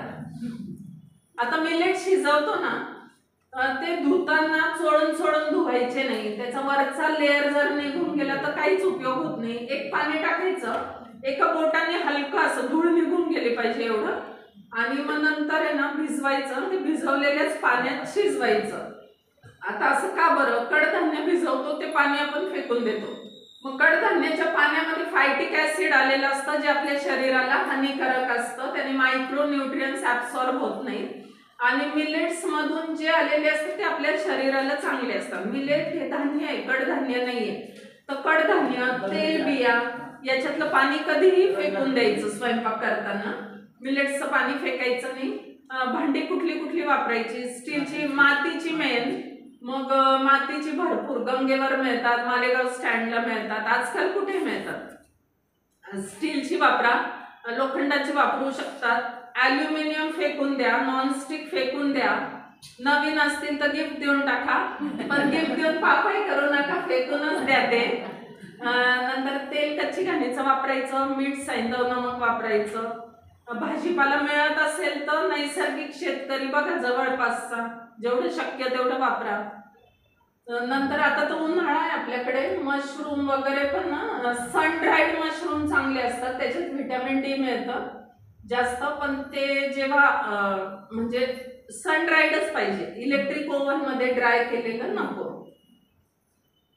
तर अशा हेल्थच्या काही अजून टिप्स. त्या दिवशी कोणीतरी पाण्याचं काही विचारलं होतं, पाणी कसं प्यावं, काय प्यावं. तर पाणी अर्धा तास आधी जेवणाच्या पिऊ नये, नंतर जेवणाच्या 1 तास प्यायचं नाही. पाणी कधी बसून प्यायचं. ऍक्च्युअली उकिडवा बसतो ना आपण खाली, तसं बसून प्यायचं असतं. पण खूप जणांना तसं बसता येत नाही, मग खुर्चीवर बसून प्यायचं. मग का बरं असं? आता सगळ्यांनी ना मिक्सरचं छोटं भांडं इमॅजिन करायचं. आपलं पोट तेवढंच असतं बरं का, हे दिसतं, हे पाहुणे आलेले असतात, आपलं एवढंच असतं. आणि मग जर मिक्सरच्या भांड्या एवढं आपलं पोट आहे तर सांगा त्याच्यात किती मावतं. त्यामुळे त्याच्यात पण 4 भाग करायचे असतात. 1 भाग अन्न, 1 भाग पाणी आणि 2 भाग रिकामे पाहिजे, कारण ते मिक्सिंगला जागा तर पाहिजे. आणि त्याचे ब्लेड, मिक्सरच्या भांड्यातले ब्लेड सारखे आपल्या पोटात ब्लेड असतात पण ते खूप बारीक असतात. असे बारीक असे आलेले असतात प्रोजेक्शन्स बाहेर, ते पण सॉफ्ट असतात. आता ते घासून किती बारीक करतील ना. त्यामुळे तोंडातच आपला घासा 32 वेळा चावायचा, जे पूर्वीचे लोक म्हणायचे ना, ते ह्या कारणाकरता. ते जर डायरेक्ट पोटात गेलं तर तिथे पचन होत नाही. मग काही ऍसिड सिक्रेशन होतं, हायड्रोक्लोरिक ऍसिड किंवा काही ऍसिड्स आहेत, त्यांनी पण मग ते पचन होतं, पण इतकं होत नाही. आणि काही जण खूप अगदी कौतुकाने सांगतात, मी तर 2 मिनिटात जेवते, मी तर 3 मिनिटात जेवते. काहीच उपयोगाचं नाही, तुम्हाला त्याने अजून आजार लागतील. म्हणजे पाणी हे चावून खायचं, की तुम्ही पूर्ण त्याच्यात सलायवा मिक्स झाला पाहिजे. घट्टाघट पिलं तर तुमच्या किडनीवर लोड येईल. आणि हवं तेवढंच पाणी प्यायचं. आणि जेवण असतं ना तुमचं, हे चावून इतकं पातळ करायचं की ते प्यायचं तुम्ही. पाण्यासारखं तुम्ही प्यायचं. का प्यायचं? तर आपलं पोट छोटं असतं, त्याच्यात ते पचन नीट होत नाही. मग आणि पचन नीट झालं नाही की त्याच्यापासून जे आजार लागतात ते पूर्ण डोक्यापासून पायापर्यंत असतात, तिथून सुरुवात होते. आणि आता आपण हे म्हणतो हे खाल्लं पाहिजे, ते खाल्लं पाहिजे, पण ह्या जर तुम्ही वेळा पाळल्या नाही ना, ते तुम्ही नॅचरल खा, मिलेट्स खा, आणि नंतर कोण पाणी प्यायला येईल, कंटाळा परत तिथेच माठाजवळ जाऊन ग्लास भर पाणी प्यायलं तर त्याचं विषामध्येच रूपांतर होणार, ते पचणारच नाही ना तुमचं काहीच. त्यामुळे या बारीक गोष्टी खूप लक्षात ठेवायच्या. फळं बिळं जरा जेवणाच्या आधी खाऊन घ्यायचे. अगदी म्हणजे माझा तर कोर्स आहे ना, मी याचे डाएट प्लॅन टाकलेले आहेत, याच्यामध्ये हर्बल टी कसे बनवायचे ते टाकलेले आहेत. नंतर प्लांट मिल्क म्हणजे काय ते कोर्स टाकलेला आहे, स्मूदीचा कोर्स टाकलेला आहे, जे तुम्हाला आता बोलले ना मी. प्रोटीन पावडर तुम्ही घरच्या घरी कशी बनवू शकतात. मग आता जिच्यामध्ये कल्पकता आहे काही आहे ती अक्षरशः प्रोटीन पावडरच्या पुड्या करून विकू शकते, हर्बल टी विकू शकते. आता शेवग्याचं तुम्हाला एक सांगायचं राहिलं, शेवग्याच्या बियाणं असतात ना, याच्या आतलं फोडलं की आतमध्ये गोल सीड निघतं, यांनी पाणी खूप स्वच्छ होतं. म्हणजे तुम्ही गटारीचं पाणी जरी आणलं ना त्याच्यात हे टाकलं तर ते स्वच्छ पाणी होतं, सेट होतं. मग आता याच्यात तुम्ही बिझनेस कसा करू शकतात की याचे छोटे छोटे पाऊच करायचे, पुड्या करायच्या, आपल्या कॉफीच्या टीच्या कशा असतात, आणि हे ऑफिसेस मध्ये वगैरे द्यायचं. आता काही लोकांना बिस्लेरी याचं वेड असतं, ऍक्च्युली ते डेड वॉटर असते, माहित नसतं, मिनरल वॉटर कधीच चांगलं नसतं. मग त्यांनी जर घरचं माठातलं पाणी आणलं, तांब्याच्या भांड्यातलं, त्याच्यात ती पुडी टाकली तर त्यांना अगदी 3-4 रुपयामध्ये बाटलीभर पाणी मिळतं, 20 रुपये खर्च करण्यापेक्षा. मग याच्यात पण तुम्ही बिझनेस करू शकता. मग आम्ही मोरिंगाच्या बियांचं तेल पण म्हणजे काढण्याचा मी कोर्स घेतलेला आहे. मी त्याचं काढत नाही कारण त्याला एक मशीन लागतं, आणि मोरिंगाच्या बियाचं तेल हे सोन्याच्या भावात जातं असं म्हटलं तरी हरकत नाही, कारण कमी निघतं ते, आणि खूप म्हणजे खूप औषधी गुणधर्म असतात. मग तेल जे देवा देतो ना आपण लोकांना, मग ते एक तर तिळाच्या तेलात किंवा थोडंसं बदामाच्या तेलात मिक्स करून ते द्यावं लागतं. शांत झोप लागणे, स्किनला खूप चांगलं असतं. पण ते किती प्युअर आहे ते आपण जिथून घेतो त्याच्यावर ते अवलंबून असतं. मग असे ना इतके कोर्स, एक च्यवनप्राशचा एक कोर्स टाकलेला आहे मी, की त्याच्यात आता आपण बाजारातून घेतो च्यवनप्राश, अगदी खूप महाग घेतो, पण त्याच्यात तेवढ्या वनस्पती नसतात. मग मी जो कोर्स घेतलाय ना त्याच्यात 37-38 वनस्पती आपण वापरलेल्या आहेत, आणि त्या वनस्पतींचा डिटेल स्टडी केलेला आहे, आणि तुम्ही घरच्या घरी कसं ते बनवू शकता च्यवनप्राश. मग माझे ते काही कोर्स केलेल्या लोकांनी हिवाळ्यात घरी च्यवनप्राश बनवून पण विकलेले आहेत. तो कोर्स पण मी त्याच्यात टाकलेला आहे. अगदी प्रिकॉशन्स घेण्यापासून ते कसं फायनल तुम्ही बनवाल ते सगळं त्या कोर्समध्ये टाकलेलं आहे. फळांमध्ये ते कसे काय ओळखायचं? इंजेक्शन मारतात हल्ली फळांना ना. टरबूज झाला आता या सीझन मध्ये टरबूज जास्ती असतं, पण त्याच्यात इंजेक्शन वगैरे मारलेलं असतं. एक घास खा लगेच उलट्या होतील, काहीतरी मिळेल तुम्हाला, लगेच होतं. म्हणजे ना सर्रास तेच चाललेलं आहे, लाल रंग आणि ते तुम्हाला आता बोलले ना आपण ना डोळ्यांनी खातो. ऍक्च्युली द्राक्ष कसे चांगले असतात, पूर्वी यायचे ना ते छोटे छोटे द्राक्ष, बी असायचं. बीचे तर सगळ्यात चांगले, पण सीडले जरी खाल्ले ना तर छोटे. तुम्ही छोटे 4-5 खा, पण लोकांना नाही मोठं एक खायचं असतं, टपोरं खायचं असतं, मग तेवढं विष येणार त्याच्यात. आणि नाशिकच्या तर द्राक्षवाल्यांवर माझा विश्वासच नाहीये, इतके केमिकल्स मारतात, इतके केमिकल्स, आणि ना खूप पैसे कमवतात. आणि हाच विचार असतो आजारी पडणार तर आम्ही एकदम सुपर स्पेशालिस्ट हॉस्पिटलचं बिल कसं भरू शकणार. किंवा आजकाल शेतकरी घ्या, तुम्ही विचारलं ना तुमचं गाव किती पुढारलेलं आहे काय, ते पहिले सांगतील आमच्या गावात ना मोठे मोठे 2 सुपर स्पेशालिस्ट हॉस्पिटल झाले. मग ही गोष्ट चांगली आहे का? ही गोष्ट वाईट आहे. ती हॉस्पिटलची गरज नाहीये. एखादं ठीक आहे की काहीतरी तुमचं तुटलं फुटलं तर ते जोडायला ठीक आहे हॉस्पिटल पाहिजे, पण तुमच्यावर हॉस्पिटलमध्ये जायची वेळच यायला नको ही तुम्ही काळजी घेतली पाहिजे. आणि मेन आहे तुमच्या सवयी आणि तुमचा आहार, हे तुम्ही प्रॉपर ठेवा. नाही तर तुम्ही आजकाल बघाल 50-55 मध्ये कॅन्सर, डायबिटीस, काही ना काही आजार हे लागलेलेच असतात. झाले सगळ्यांचे प्रश्न? नमस्कार मैत्रिणींनो, आज आपल्याला आम्ही उद्योगिनीच्या आपल्याच ग्रुपमधल्या मेंबर्स आहेत शोभताताई, यांनी खूप छान माहिती सांगितलेली आहे. आणि नक्कीच आपण सगळ्याजणी त्याचा बिझनेसमन आहोत आपण, त्यामुळे त्याचं बिझनेसमध्ये रूपांतर करू शकतो. ते आपल्याला योग्य प्रकारे मार्गदर्शन पण करतील. सगळ्यांनी याचा विचार करा आणि आपल्या आम्ही उद्योगिनीतर्फे त्यांचे आभार मानते.